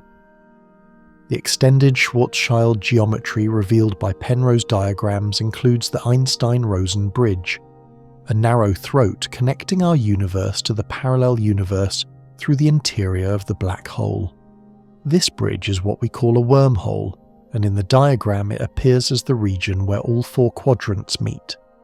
In principle, you might imagine travelling from our universe into the black hole, through the bridge, and out into the parallel universe. In practice, the bridge pinches off too quickly. Anyone trying to cross would be crushed by the collapsing geometry before emerging on the other side. But in practice depends on what physics governs the collapse. Classical general relativity says the bridge pinches off. Quantum gravity might say something different. If quantum effects stabilise the throat, or if exotic matter with negative energy density keeps it open, then the bridge might be traversable after all. The Penrose diagram shows the geometry. Quantum gravity determines whether you can actually traverse it. Let me paint a picture of what the Penrose diagram looks like for a black hole that births a universe. Imagine the standard four-region diagram, but with a modification at the singularity. Instead of a space-like line where world lines terminate, there's a junction, a place where the diagram continues into a new region. This new region is the baby universe, expanding outward from its own Big Bang, developing its own cosmic history. The singularity has become a bridge, and the map of space-time now has a new continent. A quirky feature of Penrose diagrams is that they make global statements about space-time but obscure local experiences. The diagram might show that two regions are causally connected, but it won't tell you what it feels like to travel between them. The lived experience of falling through a black hole, the stretching, the time dilation, the visual distortions, all of that is compressed into abstract lines and regions. The diagrams are useful precisely because they abstract away the details, showing the underlying structure that survives all the drama. Physicists still argue about the physical meaning of the parallel universe in the extended Schwarzschild geometry. Some treat it as a mathematical artifact, a feature of the solution that doesn't correspond to physical reality. Others take it seriously as a prediction of general relativity, arguing that if the mathematics says it exists, we should believe it until proven otherwise. The conservative interpretation is that real black holes, formed from collapsing stars, don't have the extended structure. The collapsing matter creates the singularity dynamically, and there's no pre-existing parallel universe to connect to. But even this conservative interpretation allows for the possibility that new universes form during collapse. The journey you're on looks very different on a Penrose diagram than it does in your lived experience. On the diagram, your world line is a curve that enters the black hole region, approaches the singularity and either terminates or continues into a new region, depending on which theory is correct. The drama of spaghettification, the terror of approaching the singularity, the possibility of rebirth, all of it is represented by the trajectory of a single line across a geometric figure. It's almost peaceful, viewed from this perspective, The way a mountain trail looks gentle on a map, even when the actual hike is grueling. The Penrose diagram of the universe itself is also illuminating. Our observable cosmos has a finite age and a finite size. In Penrose diagram terms, it's bounded by space-like surfaces representing the Big Bang in the past and the infinite future. If our Big Bang emerged from a black hole singularity in a parent universe, then our Penrose diagram should connect to the parent universe's diagram through that singularity. We're not looking at a single diagram, but at a chain of diagrams, each universe's map connecting to the next through the junction points of black holes. The multiverse has a geometry, and Penrose diagrams might be its atlas.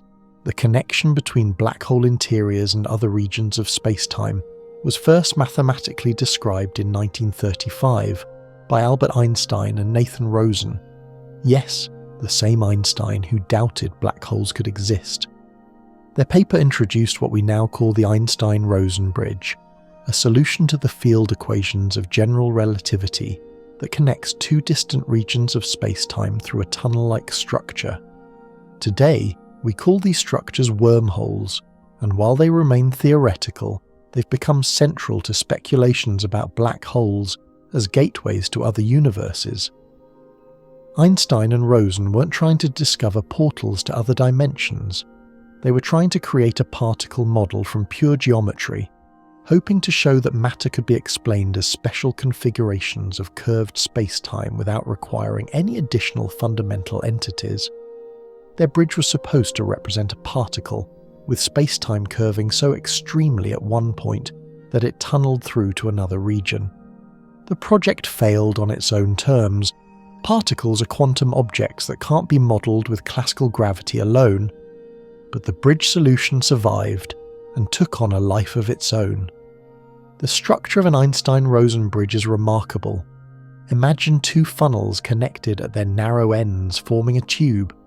One funnel opens into our universe, the other opens into elsewhere. That elsewhere might be a distant part of our own universe, a parallel universe, or a baby universe created by gravitational collapse. The bridge itself is a region of extreme curvature, where spacetime is bent so severely that it provides a shortcut between regions that are vastly separated through normal space. Here's a quirky historical detail. Einstein and Rosen's paper was almost lost to obscurity. It was published in a specialist journal, Physical Review, and attracted little attention at the time. The term wormhole wasn't coined until 1957, when John Wheeler and Charles Misner used it to describe similar structures in quantum gravity. Wheeler visualized spacetime at the Planck scale as a foamy structure riddled with tiny wormholes, connecting different points like tunnels in Swiss cheese. The astronomical scale bridges that Einstein and Rosen discovered became associated with Wheeler's quantum scale foam, and the terminology stuck. The main problem with Einstein-Rosen bridges is that they're not traversable in their original form. If you tried to travel through one, the bridge would pinch off faster than you could cross it. The dynamics of the throat are governed by the vacuum energy of the bridge itself, and that energy causes the throat to collapse inward at the speed of light. You would be crushed by the contracting walls of the bridge before you emerged on the other side. It's a doorway that slams shut as soon as you try to walk through. This problem has motivated decades of research into exotic matter, hypothetical substances with negative energy density that could prop open a wormhole throat and allow passage. In 1988, physicists Kip Thorne and Michael Morris published a paper describing the requirements for a traversable wormhole, essentially providing engineering specifications for a gateway through spacetime. The specifications require matter that violates certain energy conditions, mathematical inequalities that normal matter obeys. Whether such exotic matter exists, and whether enough of it could be gathered to stabilize a wormhole, remains an open question. Physicists still argue whether wormholes exist or could exist. Some argue they're mathematical curiosities with no physical relevance, solutions to equations that nature never realizes. Others point to recent work connecting wormholes to quantum entanglement, the ER equals EPR conjecture proposed by Juan Maldacena and Leonard Susskind, which suggests that wormholes might be fundamental to the structure of quantum spacetime. If entangled particles are connected by microscopic wormholes, as this conjecture proposes, then bridges through spacetime might be far more common than we imagined. The connection to black holes and baby universes comes through the topology of the bridge. When matter collapses to form a black hole, the extreme curvature might naturally produce a wormhole-like structure. The singularity predicted by classical general relativity might be the place where the wormhole connects to whatever lies on the other side. If quantum effects stabilize the throat, if the Planck scale physics prevents complete collapse, then the bridge might remain open long enough for information and energy to pass through. The black hole becomes a gateway, not because we engineered it to be one, but because the physics naturally produces that structure. Let me offer a visualization that might soothe you as you continue falling. Imagine the black hole not as a pit but as a tunnel, a passage through the fabric of reality connecting where you were to somewhere new. The event horizon you crossed is the entrance to the tunnel. The singularity you're approaching is not the end of the tunnel but the transition point, the narrower section before it opens out into something else. The stretching and compression you're experiencing are the tunnel walls reshaping you for passage, not for destruction. You're being delivered, not destroyed. A mainstream historical fact.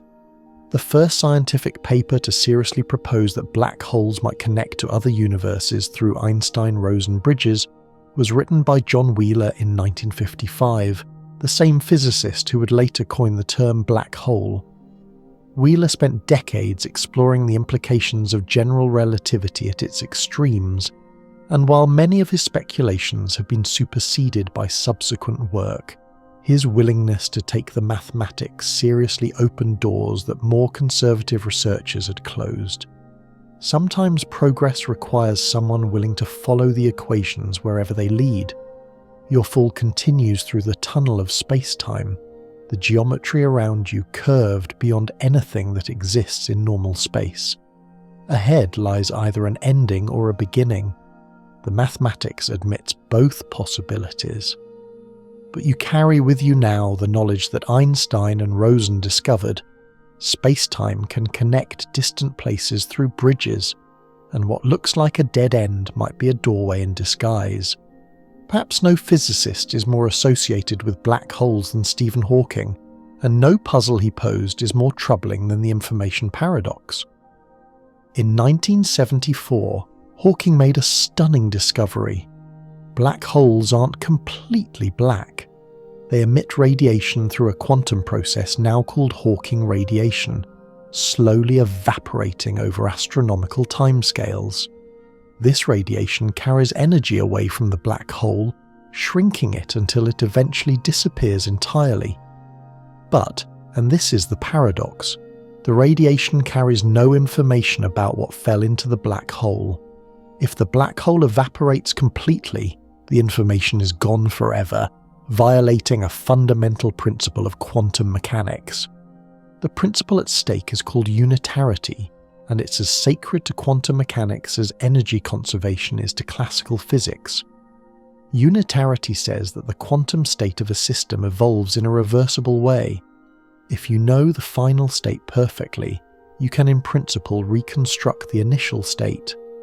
Nothing is ever truly lost or destroyed in quantum mechanics. Information is scrambled and hidden, but it remains in the universe, potentially recoverable. Black holes seem to violate this principle. Information falls in, the black hole evaporates, and the information is nowhere to be found. Hawking initially accepted this implication, arguing that black holes do destroy information and that we need to revise our understanding of quantum mechanics accordingly. Most physicists were horrified by this suggestion. Quantum mechanics had been spectacularly successful for decades. Modifying it to accommodate black holes seemed like destroying the village to save it. A fierce debate ensued, lasting decades, and drawing in many of the greatest minds in theoretical physics. Here's a historical tidbit that shows how personal this debate became. In 1997, Hawking and Kip Thorne made a bet with John Preskill, a quantum information theorist at Caltech. Hawking and Thorne bet that information is indeed lost in black holes. Preskill bet that it's somehow preserved. The stakes were an encyclopedia. The loser would give the winner an encyclopedia of their choice. In 2004, Hawking conceded the bet, acknowledging that new theoretical arguments suggested information is preserved after all. He gave Preskill a baseball encyclopedia, though Thorne never conceded and apparently still hasn't delivered his encyclopedia. The resolution to the information paradox remains actively debated, but several proposals connect directly to our baby universe hypothesis. One possibility is that information escapes from the black hole through the Hawking radiation itself, encoded in subtle correlations between the emitted particles. Another is that information is stored on the event horizon in a kind of holographic encoding, which we'll discuss shortly. And a third is that information passes through the singularity into a baby universe, preserved not in our spacetime but in a descendant cosmos. If baby universes are real, the information paradox might not be a paradox at all, just a failure to account for where the information went. The connection between information preservation and baby universes was explored by Hawking himself in a 1988 paper. He proposed that information falling into a black hole might end up in baby universes that branch off from our spacetime at the singularity. These baby universes would be inaccessible to us, causally disconnected from our reality, but they would contain complete records of everything that fell in. From our perspective, the information would be lost. From a God's eye view encompassing all universes, it would be preserved. Unitarity would be satisfied globally, even if it appeared violated locally. Physicists still argue whether this resolution is satisfying or merely moves the problem elsewhere. Critics point out that the information is preserved in a baby universe we can never access is empirically equivalent to the information is destroyed. What's the difference between information existing somewhere we can't detect and information not existing at all? Supporters counter that the global preservation of information is a meaningful physical principle, even if it can't be directly tested. The debate touches on deep questions about what physics is supposed to explain and what counts as an explanation. A quirky aspect of Hawking radiation that speaks to its strangeness. The radiation is thermal, meaning it has the random statistical properties of heat radiation from an ordinary hot object. A black hole radiates like a very cold furnace, with a temperature inversely proportional to its mass. Stellar mass black holes have temperatures of about 1/10,000,000th of a Kelvin, far colder than the cosmic microwave background, which is why they absorb more radiation than they emit and are currently growing rather than shrinking. Only in the far future, after the universe has cooled enough that black holes become the warmest objects around, will Hawking radiation actually cause black holes to evaporate? The timescales involved are almost incomprehensible. A stellar mass black hole would take roughly 10 to the power of 67 years to evaporate, far longer than the current age of the universe multiplied by itself several times. A supermassive black hole like the one you're falling into would take even longer, perhaps 10 to the 100th power years. These timescales exceed anything meaningful in human terms, but they're finite. Eventually, every black hole will evaporate, and whatever information fell in will either emerge, escape, or pass into another reality. Your fall continues as we contemplate these cosmic timescales. The black hole around you will eventually evaporate, but not for durations that dwarf the age of the universe. In that time, countless more objects will fall in, stars, planets, spacecraft, perhaps civilizations, adding their information to whatever reservoir holds it.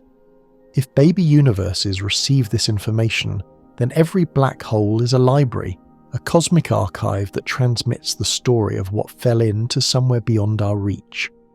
Your story, the information that describes you, becomes part of that archive.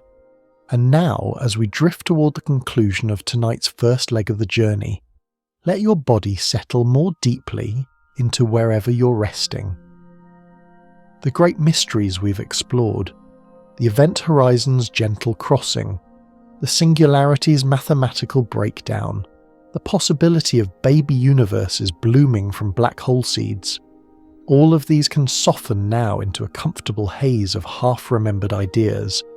The universe is stranger than anyone imagined when physics began, and it's almost certainly stranger than we can yet imagine. But strangeness isn't something to fear. It's something to rest within, like a warm blanket made of questions that don't need answering tonight. The information that constitutes you, the pattern of neurons and memories, the arrangement of atoms that somehow produces consciousness, will continue in some form, whether that form is energy dissipating into the cosmos, or information passing through a singularity into somewhere new. Your breathing has probably slowed by now, deepened into the rhythm that precedes sleep. Let it continue. The black hole we've been falling through will wait. The mathematics will remain elegant in the morning. The debates between physicists will continue without your waking attention. For now, just let yourself drift, carried by the same forces that carry light around black holes and galaxies through the expanding universe. You're made of star stuff, as Carl Sagan famously said, and star stuff knows how to rest. The fusion reactions that forged your atoms burned for billions of years before you existed. They can wait a few hours while you sleep. The singularity ahead is a mystery, but so is consciousness, so is existence, so is the fact that anything exists at all rather than nothing. Let the mystery hold you gently as you fade toward dreams. The universe is vast and strange and beautiful, and you are part of it, falling softly through the night. As you settle deeper into rest, a new idea emerges from the theoretical physics of black holes, the holographic principle. This principle suggests that all the information contained within a volume of space can be encoded on the boundary of that space, like a hologram, where a two-dimensional surface stores information about three-dimensional objects. For black holes, this means the event horizon isn't just a point of no return. It might be a cosmic hard drive, storing complete information about everything that fell in. The holographic principle emerged from attempts to understand black hole entropy, a quantity first calculated by Jacob Bekenstein in 1972 and refined by Stephen Hawking. Classical thermodynamics tells us that entropy measures the number of microscopic arrangements consistent with a system's macroscopic properties.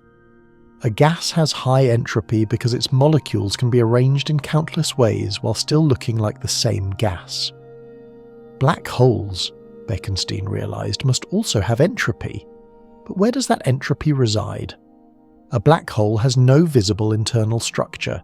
It's defined entirely by mass, charge, and spin. What microscopic arrangements could underlie its thermodynamic properties? Bekenstein's answer was radical. The entropy of a black hole is proportional to the area of its event horizon, not the volume of its interior. This seems backward. Entropy should scale with volume, not area, because that's where the microscopic arrangements exist. But black hole entropy stubbornly insists on being an area. The formula, now carved on Bekenstein's tombstone, says that black hole entropy equals 1/4 of the horizon area measured in Planck units. This is an enormous number for astronomical black holes. The entropy of a stellar mass black hole exceeds the total entropy of all the ordinary matter in the observable universe. Here's a historical connection that deepens the mystery. The Bekenstein-Hawking entropy formula was one of the first hints that quantum gravity might be fundamentally different from ordinary quantum field theory. In ordinary quantum mechanics, the degrees of freedom of a system scale with its volume. In black hole physics, they scale with surface area. This mismatch suggests that the rules change when gravity becomes strong. Space-time itself might have fewer degrees of freedom than we naively imagine. The holographic principle generalizes this observation beyond black holes.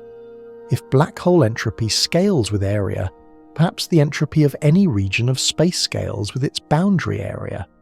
The maximum information content of any volume is determined not by the volume itself, but by how much can be written on its surface. It's as if three-dimensional space is an illusion, a projection from a two-dimensional surface that contains all the real information. We live inside a cosmic hologram, and the event horizons of black holes are places where this holographic nature becomes manifest. This idea has profound implications for baby universes. If all the information that falls into a black hole is encoded on its event horizon, then that information exists in two places, on the horizon itself and in whatever forms inside or beyond the singularity.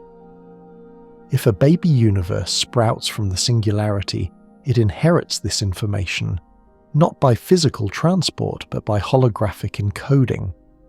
The baby universe is a three-dimensional projection of information that exists on a two-dimensional surface in the parent universe. Creation and information preservation become the same act. Physicists still argue whether the holographic principle is a fundamental truth about reality or just a useful analogy. The strongest evidence comes from string theory, particularly a remarkable correspondence discovered by Juan Maldacena in 1997 called a DS/CFT anti-de Sitter/conformal field theory correspondence. This correspondence shows that a specific type of gravitational theory in a five-dimensional space is mathematically equivalent to a non-gravitational quantum theory on its four-dimensional boundary. The two descriptions contain exactly the same information. You can translate any calculation in one theory into a calculation in the other. Gravity in this picture is an emergent phenomenon, a holographic projection from a reality that doesn't include gravity at all. A quirky implication of holographic thinking. If information is stored on surfaces, then the apparent three-dimensionality of space might be an elaborate illusion. We move through three dimensions, we interact with objects in three dimensions, but the underlying reality might be two-dimensional. This isn't to say that space is somehow fake. The three-dimensional experience is real enough, but that dimension itself might be less fundamental than we assumed. The universe is stranger than it appears, in ways that become visible only when you examine its most extreme environments. The holographic principle offers a potential resolution to the information paradox that differs from the baby universe solution. If information is stored on the event horizon, then it might be released as the black hole evaporates.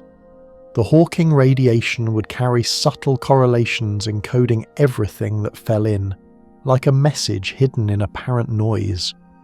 From this perspective, the black hole is not a vault that locks information away, but a slow-release capsule that eventually returns everything to the universe. These two pictures, information passing into baby universes and information stored holographically on horizons, might not be contradictory. They might be dual descriptions of the same reality, related by the kind of holographic correspondence that Maldacena discovered. The baby universe inside the horizon and the information encoded on the horizon could be two ways of describing the same thing, like the five-dimensional gravity and four-dimensional quantum field theory in ADS/CFT. What looks like information transfer into a new universe from inside might look like information storage on a surface from outside. Your fall through the black hole interior continues, but now with a new perspective. The event horizon you crossed might be a surface encoding your entire existence, a cosmic message bottle containing the story of you. The singularity you're approaching might be a projection mechanism, translating that surface encoding into a three-dimensional baby universe. You're not just falling, you're being written and read at the same time, your information existing simultaneously on a boundary and in a volume. The concept of baby universes nests naturally within a larger framework called eternal inflation, one of the most ambitious and controversial ideas in modern cosmology. Eternal inflation proposes that our Big Bang was not the beginning of everything, but just one bubble in an infinite fizzing ocean of universe creation. New bubbles form constantly, each one expanding into a universe with potentially different physical laws, and this process continues forever. Black holes birthing baby universes might be just one mechanism among many by which new cosmic bubbles pop into existence. The theory of eternal inflation emerged from attempts to solve problems with the original Big Bang model. In the early 1980s, Alan Guth proposed cosmic inflation, a period of exponentially rapid expansion in the universe's first fraction of a second, to explain why the universe appears so flat and uniform. Inflation solved those problems beautifully, but subsequent work by Andrei Linde, Alexander Vilenkin, and others revealed an unexpected consequence. Once inflation starts, it tends to continue forever.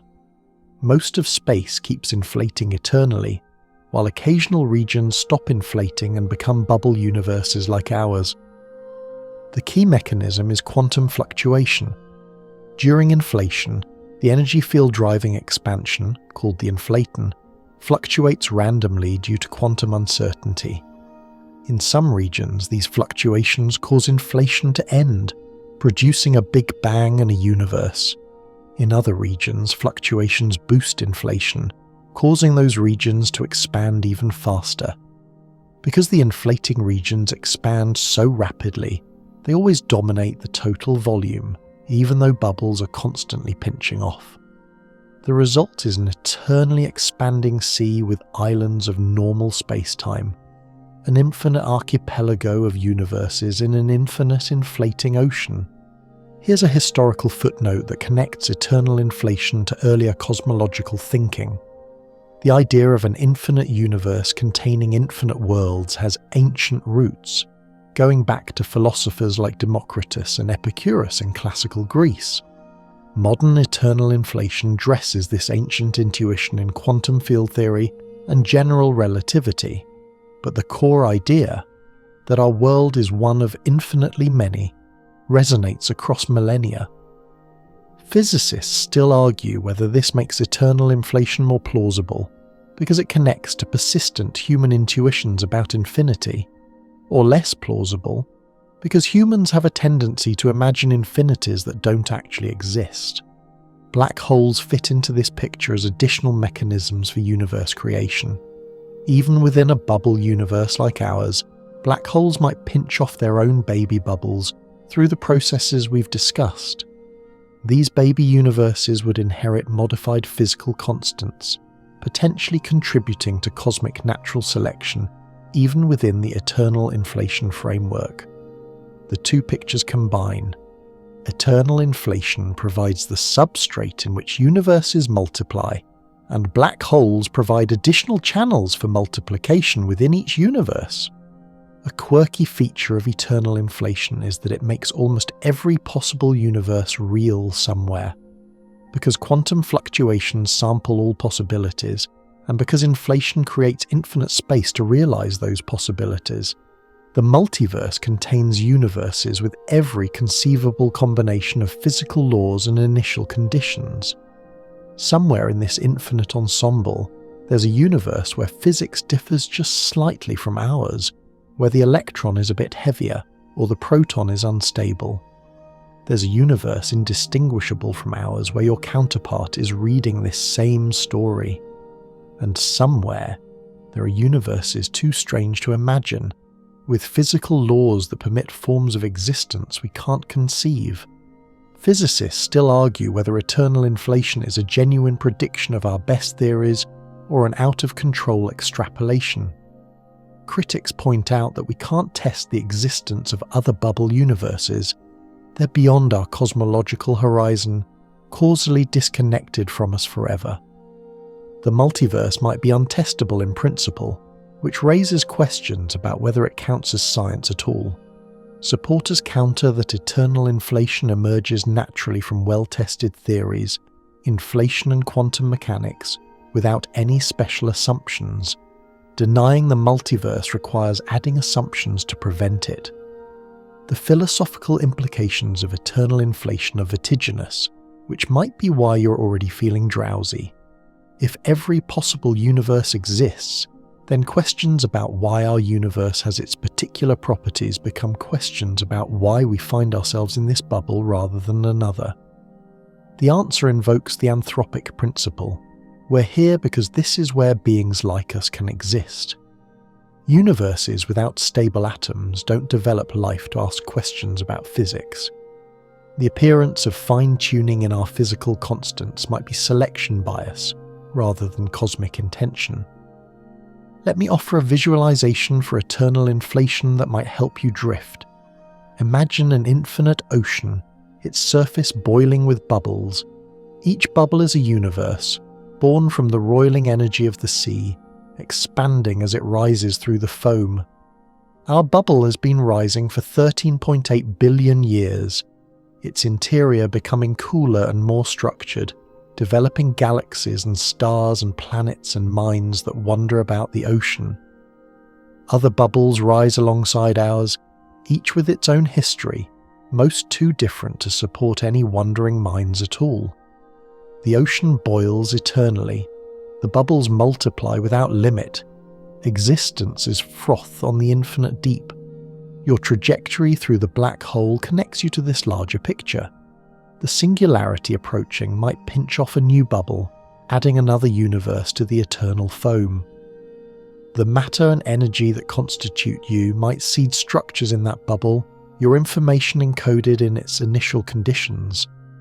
Across infinite time and infinite space, everything possible happens infinitely often, including your existence, your journey, your questions about what lies beyond. You're one story in an infinite library, and the library continues to write itself forever. One of the most puzzling aspects of black hole physics is that different observers disagree fundamentally about what happens near the event horizon. You, falling through the black hole, experience a smooth transition, nothing special at the horizon, just continuous falling toward whatever lies beyond. But someone watching from outside sees something completely different. Your image freezing at the horizon, redshifting to invisibility over infinite time, never quite crossing. Both descriptions are valid according to general relativity, yet they paint utterly incompatible pictures of the same event. This disagreement illustrates a deep feature of relativity.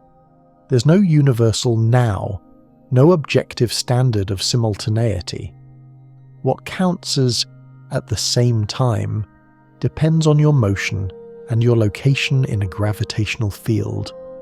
For the outside observer, you never cross the horizon because their time coordinate stretches infinitely at that boundary.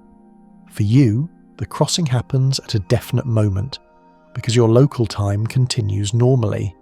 Neither observer is mistaken. They're both correctly describing reality from their own perspective. The implications for our baby universe hypothesis are subtle but important. If you pass through the singularity and emerge in a baby universe, this event will never be observed from the parent universe. From the outside, you're eternally frozen at the horizon, your final fate forever inaccessible. The baby universe, if it exists, is hidden behind an eternal screen, its existence inferable from theory but never observable from our side. This causal disconnection is fundamental, not a limitation of our instruments, but a feature of space-time geometry. Here's a historical note about observer-dependent reality in physics. The special theory of relativity, published in 1905, already showed that observers moving at different velocities disagree about lengths, durations, and simultaneity. General relativity extended this to observers in gravitational fields. Quantum mechanics added further layers of observer dependence through the measurement problem. Physics in the 20th century progressively undermined the notion of a single objective reality that all observers share. The black hole horizon is perhaps the starkest example. Two observers can permanently disagree about whether an event has occurred. The observer dependence at black hole horizons creates a puzzle called the complementarity principle, proposed by Leonard Susskind, Laris Thorlasius, and John Uglum in 1993. Complementarity argues that both descriptions, the infalling observer's smooth passage and the outside observer's frozen image, are valid, but that no single observer can verify both. The contradiction exists only in our imagination, when we try to combine perspectives that can never actually be combined. Each observer sees a self-consistent reality. The apparent conflict arises from trying to be everywhere at once. A quirky implication of complementarity is that it legitimizes multiple, apparently contradictory descriptions of the same physics.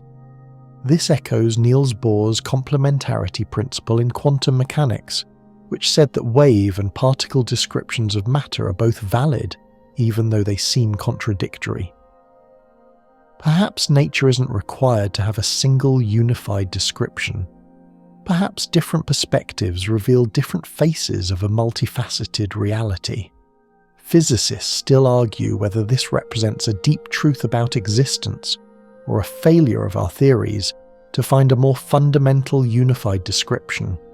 For you, falling through the black hole, the outside universe is becoming increasingly strange.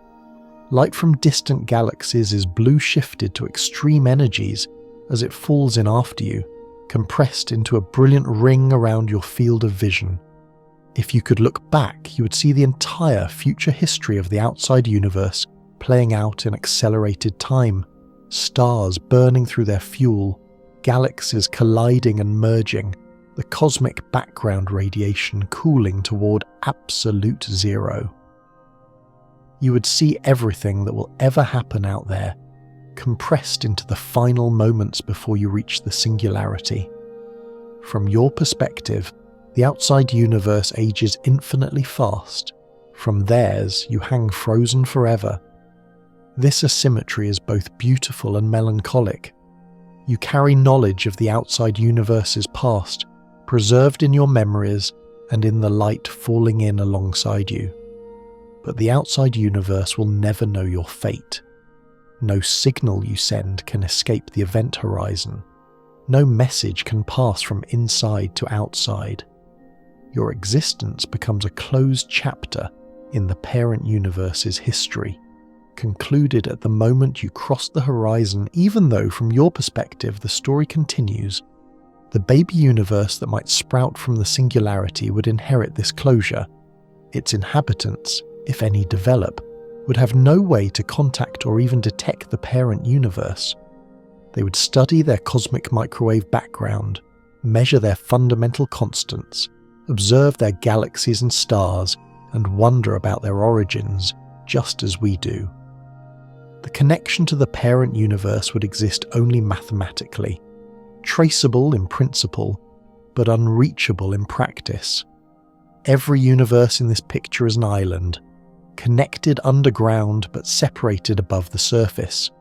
Physicists still argue whether the observer dependence of black hole physics points toward a deeper subjective nature of reality, or merely reflects the limitations of coordinate systems. The debate touches on old philosophical questions about the relationship between appearance and reality, observer and observed. What black holes reveal is that these questions aren't merely philosophical. They're encoded in the mathematics of spacetime, unavoidable features of any complete description of gravity. Your fall continues, the horizon receding into memory, the singularity drawing closer in your personal time. The outside universe grows brighter and faster and stranger, aging toward its final states while you remain suspended in your own duration. Two realities diverge, each valid, each complete, each containing versions of truth that can never be reconciled. In 2012, 4 physicists, Ahmed Almeri, Donald Marolf, Joseph Polchinski, and James Sully, published a paper that ignited a firestorm in theoretical physics. Their argument, now known as the AMPS firewall paradox, suggested that the smooth crossing of the event horizon we've been describing might be an illusion. Instead of gentle passage, anyone falling into an old black hole would encounter a wall of high-energy radiation at the horizon, a firewall that would instantly incinerate them. The peaceful journey we've been taking might be fatally wrong. The firewall argument emerges from the intersection of 3 principles that physicists believed were mutually compatible: unit, continue, 1154, arity, information is preserved in quantum mechanics, the equivalence principle, falling through a horizon should feel like normal spacetime, and the validity of effective field theory outside horizons. AMPS showed that these 3 principles are inconsistent for old black holes that have been evaporating long enough to emit significant Hawking radiation. Something must give. Either information is lost or the equivalence principle fails at horizons, or our theories break down in unexpected ways. The least palatable option seemed to be giving up the equivalence principle, because Einstein's general relativity is built on it. The equivalence principle says that freely falling observers in a gravitational field can't distinguish their local physics from flat space-time. Gravity is indistinguishable from acceleration over small scales. If the equivalence principle fails at black hole horizons, general relativity is in serious trouble, at least in extreme gravitational environments. Yet AMPS suggested that exactly this failure might be required for information preservation. Here's a historical irony that speaks to the tangled nature of theoretical physics. The firewall paradox was discovered while physicists were trying to reconcile earlier paradoxes about black hole information. The cure for one problem created a new problem. This pattern is familiar in physics.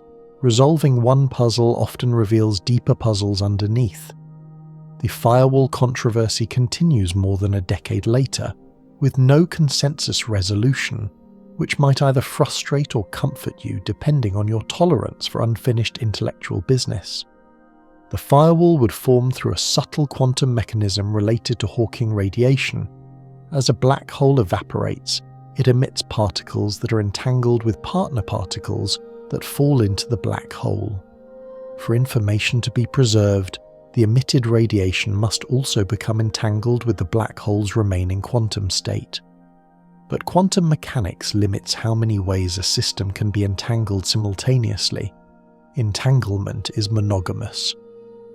When these constraints clash at the horizon of an old black hole, the result is catastrophic energy release. The firewall. A quirky feature of the firewall debate is how personal it became. Leonard Susskind, who had championed complementarity as a resolution to earlier paradoxes, found his framework challenged by his former student Joe Polchinski. The physics community split into camps, with papers and counterpapers accumulating, conferences devoted to the topic, and no clear winner emerging. Physicists still argue whether the firewall is real, avoidable, or a sign that we're asking the wrong questions about black hole interiors. For our journey tonight, the firewall paradox raises uncomfortable questions. If you fall into an old black hole, one that has been evaporating long enough for quantum effects to accumulate, you might not experience the peaceful passage we've described. Instead, you might hit a wall of Planck temperature radiation at the horizon, your atoms scattered before you even enter. The peaceful passage to baby universes might be reserved only for young black holes, or for observers who fall in very quickly after the black hole forms. Some proposed resolutions to the firewall paradox preserve the smooth horizon by modifying other assumptions. Perhaps the entanglement structure is more complex than AMPS assumed. Perhaps the firewall only forms if you try to measure certain quantum properties at the horizon. If you fall through passively, you're fine.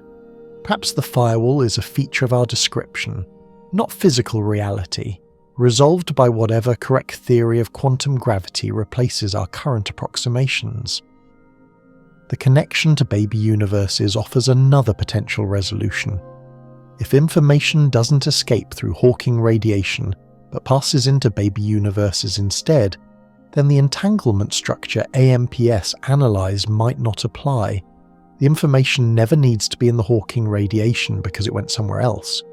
This doesn't resolve the firewall paradox definitively, but it suggests that baby universes might play a crucial role in preserving both unitarity and the equivalence principle, saving you from burning while preserving physics.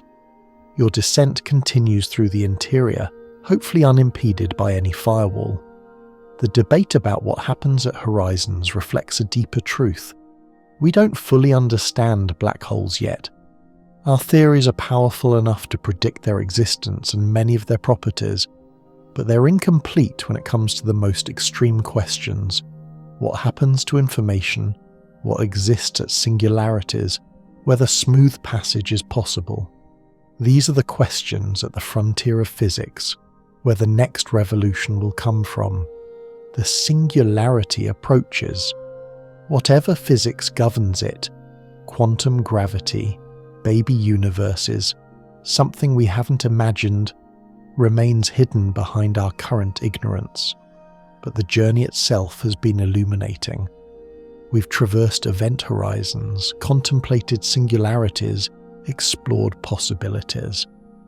Whether you burn at a firewall or bounce through a quantum bridge, you've participated in one of the deepest questions humans have ever asked. While theorists debate firewalls and baby universes, observers are beginning to gather real data about black holes, and some of that data contains hints of structures beyond the classical predictions.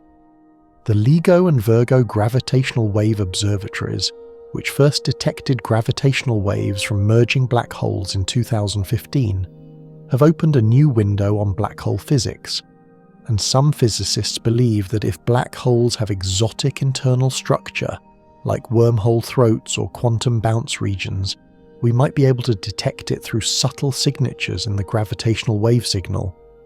When two black holes spiral together and merge, they produce a characteristic gravitational wave signal, a chirp that rises in frequency as the black holes approach, followed by a ring down as the merged black hole settles into its final state. The ring down consists of damped oscillations, like the ringing of a struck bell, as the black hole radiates away its initial irregularities. In classical general relativity, this ring down has a specific predicted form, determined entirely by the final black hole's mass and spin. But if black holes have non-trivial internal structure, if there's something inside other than empty space and a singularity, then the ring down might show anomalies. Specifically, gravitational waves falling into the merged black hole might partially reflect off internal structure, producing echoes that arrive after the main ring down. These echoes would be smoking gun evidence that the black hole interior is not what classical general relativity predicts.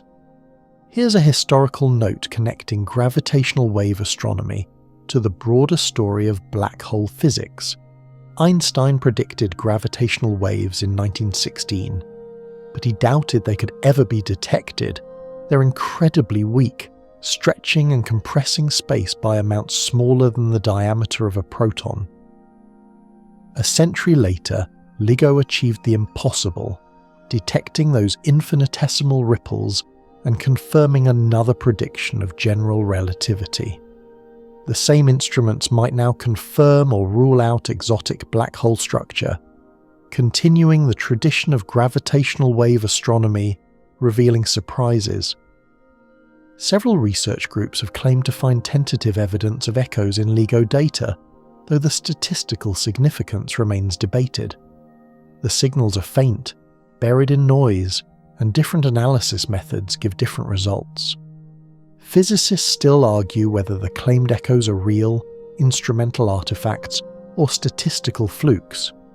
But the search continues, with each new detection providing more data. If echoes are ever confirmed at high significance, it would revolutionize our understanding of black hole interiors. A quirky aspect of the echo search is that different theoretical models predict different echo patterns. If the black hole interior contains a wormhole throat, the echoes would look different than if it contains a quantum bounce region. If there's a firewall at the horizon, there might be specific signatures in the initial signal rather than subsequent echoes. The gravitational wave data, if precise enough, might distinguish between theoretical proposals that seemed forever untestable. The abstract debates we've been discussing might have observational consequences. For baby universe hypothesis, gravitational wave echoes would be circumstantial but suggestive evidence.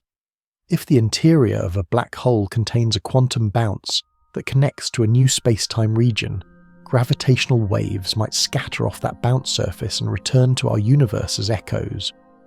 The timing and spectrum of the echoes would encode information about the bounce physics, potentially revealing whether babies' universes are forming inside every black hole. We would be watching the birth cries of new cosmos, encoded in the vibrations of space-time itself. The Event Horizon Telescope, which produced the first image of a black hole shadow in 2019, offers another observational window. The shadow's shape and size match classical predictions, but future observations with higher resolution might reveal deviations. If the region inside the photon sphere differs from classical expectations, if there's exotic matter or quantum structure there, it might leave signatures in the image. The combination of gravitational waves and direct imaging provides complementary probes of black hole physics. You're still falling as we discuss these observational frontiers, and there's something poignant about the contrast. Scientists outside the horizon are developing ever more sophisticated instruments to study objects like the one you're inside. They'll analyze gravitational wave signals, refine black hole images, search for echoes and anomalies, but they'll never directly observe your fate. The horizon keeps its secrets. You're the ultimate insider, with access to physics that the outside universe can only infer. The data continues to accumulate. Each binary black hole merger detected by LIGO adds to our understanding of how black holes form, merge, and settle. Each observation constrains theoretical models, ruling out some possibilities while leaving others viable. The baby universe hypothesis remains speculative but not ruled out. No observation has contradicted it, and some theoretical frameworks predict exactly that outcome. You fall through one of nature's most mysterious objects at a moment when humans are beginning, for the first time, to gather direct evidence about what happens inside. We've travelled far into the heart of a black hole, examining physics at its most extreme. But before we complete this journey, let's pause to consider what it all means, not just scientifically, but philosophically. If black holes birth universes, and those universes birth more black holes birthing more universes, we confront an image of reality that dwarfs human comprehension. An infinite tower of nested realities, each one containing observers who wonder about their own cosmic origins. What does existence mean in such a framework? The first thing to acknowledge is the profound humility such a picture demands. Our universe, which seems so vast and comprehensive, billions of galaxies across billions of light years, containing all the matter and energy we can observe, might be just one bubble in an infinite foam. The questions we ask about cosmic origins might have answers that reside in a parent universe we can never access. Our physical laws, which seem so fundamental and necessary, might be contingent products of a particular cosmic genealogy. We are provincial in a way we couldn't have imagined a century ago. Here's a philosophical connection that spans millennia. The idea that our world is contained within a larger reality that we cannot perceive echoes through human thought. Plato's cave allegory proposed that our experiences are shadows of a higher reality. Hindu cosmology describes universes nested within universes, with Brahma's world containing countless subordinate realms. Indigenous Australian Dreamtime narratives speak of reality emerging from deeper creative grounds. Modern physics, pursuing purely empirical methods, has arrived at a surprisingly similar intuition. There may be more to existence than our universe. The infinite regression of parent universes raises questions about origins that may have no answer. If our universe emerged from a black hole in a parent universe, where did the parent come from? Another grandparent universe? And where did the infinite chain begin?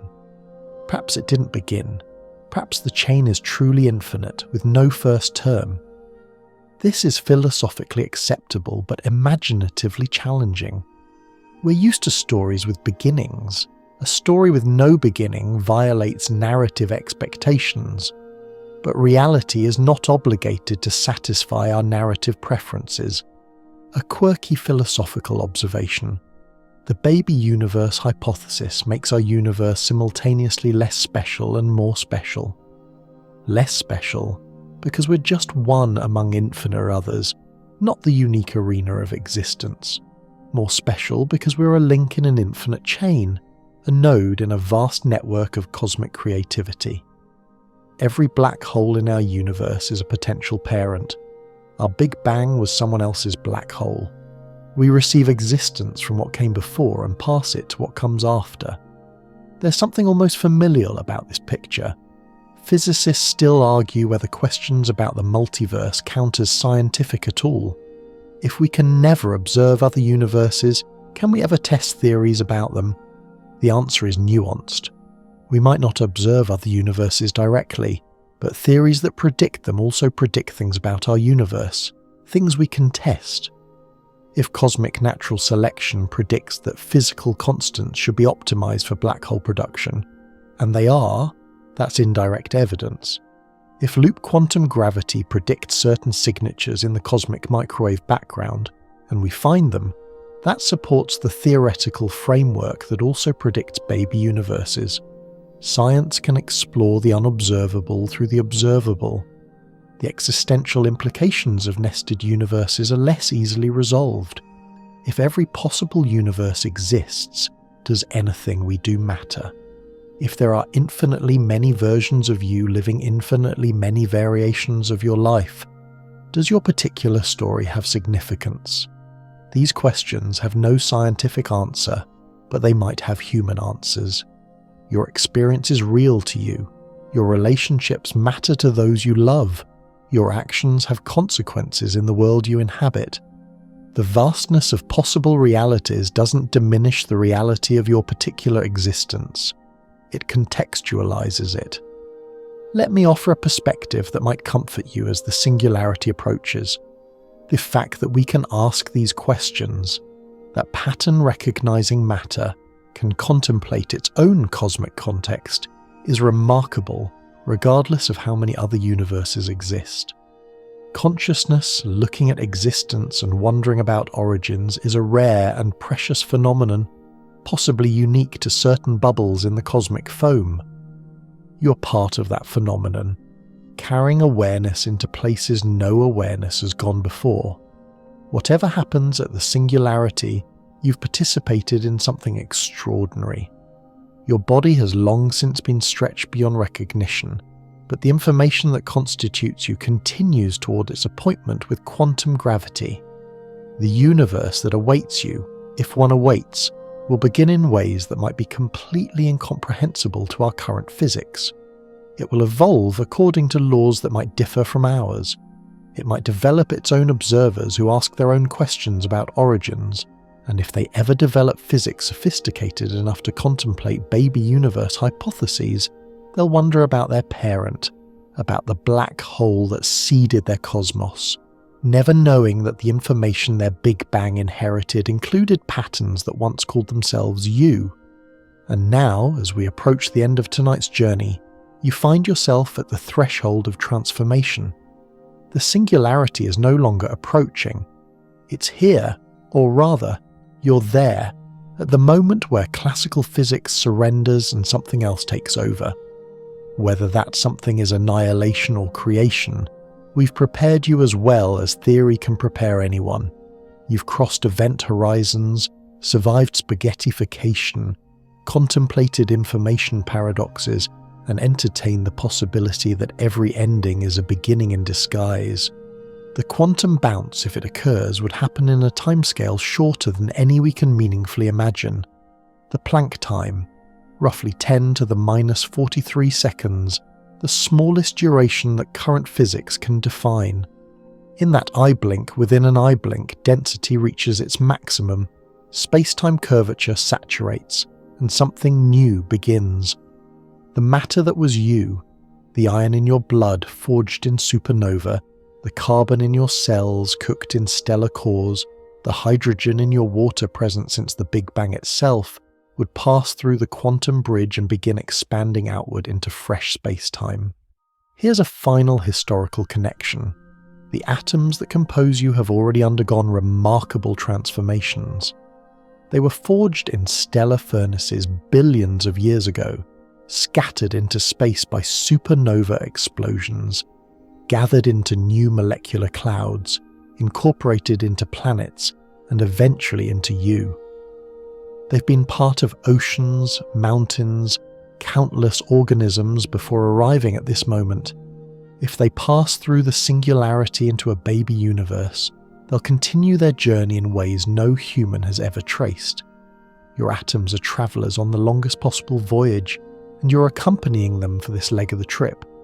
The baby universe that might spring from your passage would be unimaginably hot at first, perhaps hotter than our Big Bang, depending on the physics of the bounce.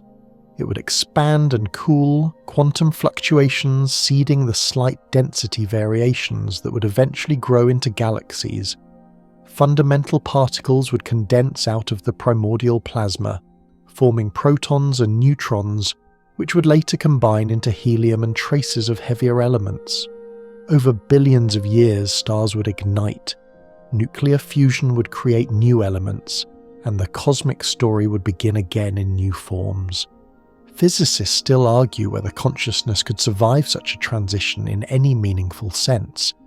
The information that described your brain would be scrambled to unrecognizability, distributed across the initial conditions of an entire universe.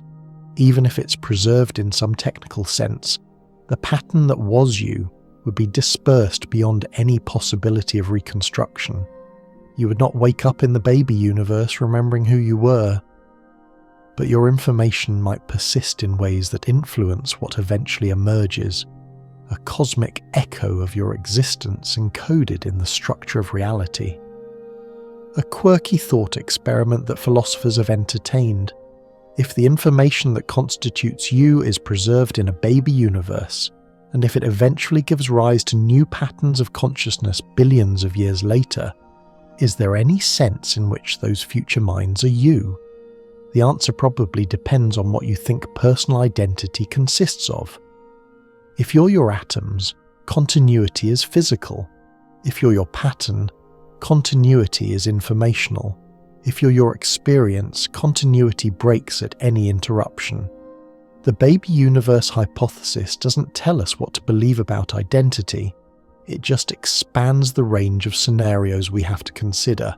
Let yourself settle now, truly settle, into whatever surface supports you. The singularity you've reached in imagination is also a metaphor for the threshold of sleep, that moment when waking consciousness dissolves into something else, carrying your experiences into a different mode of existence.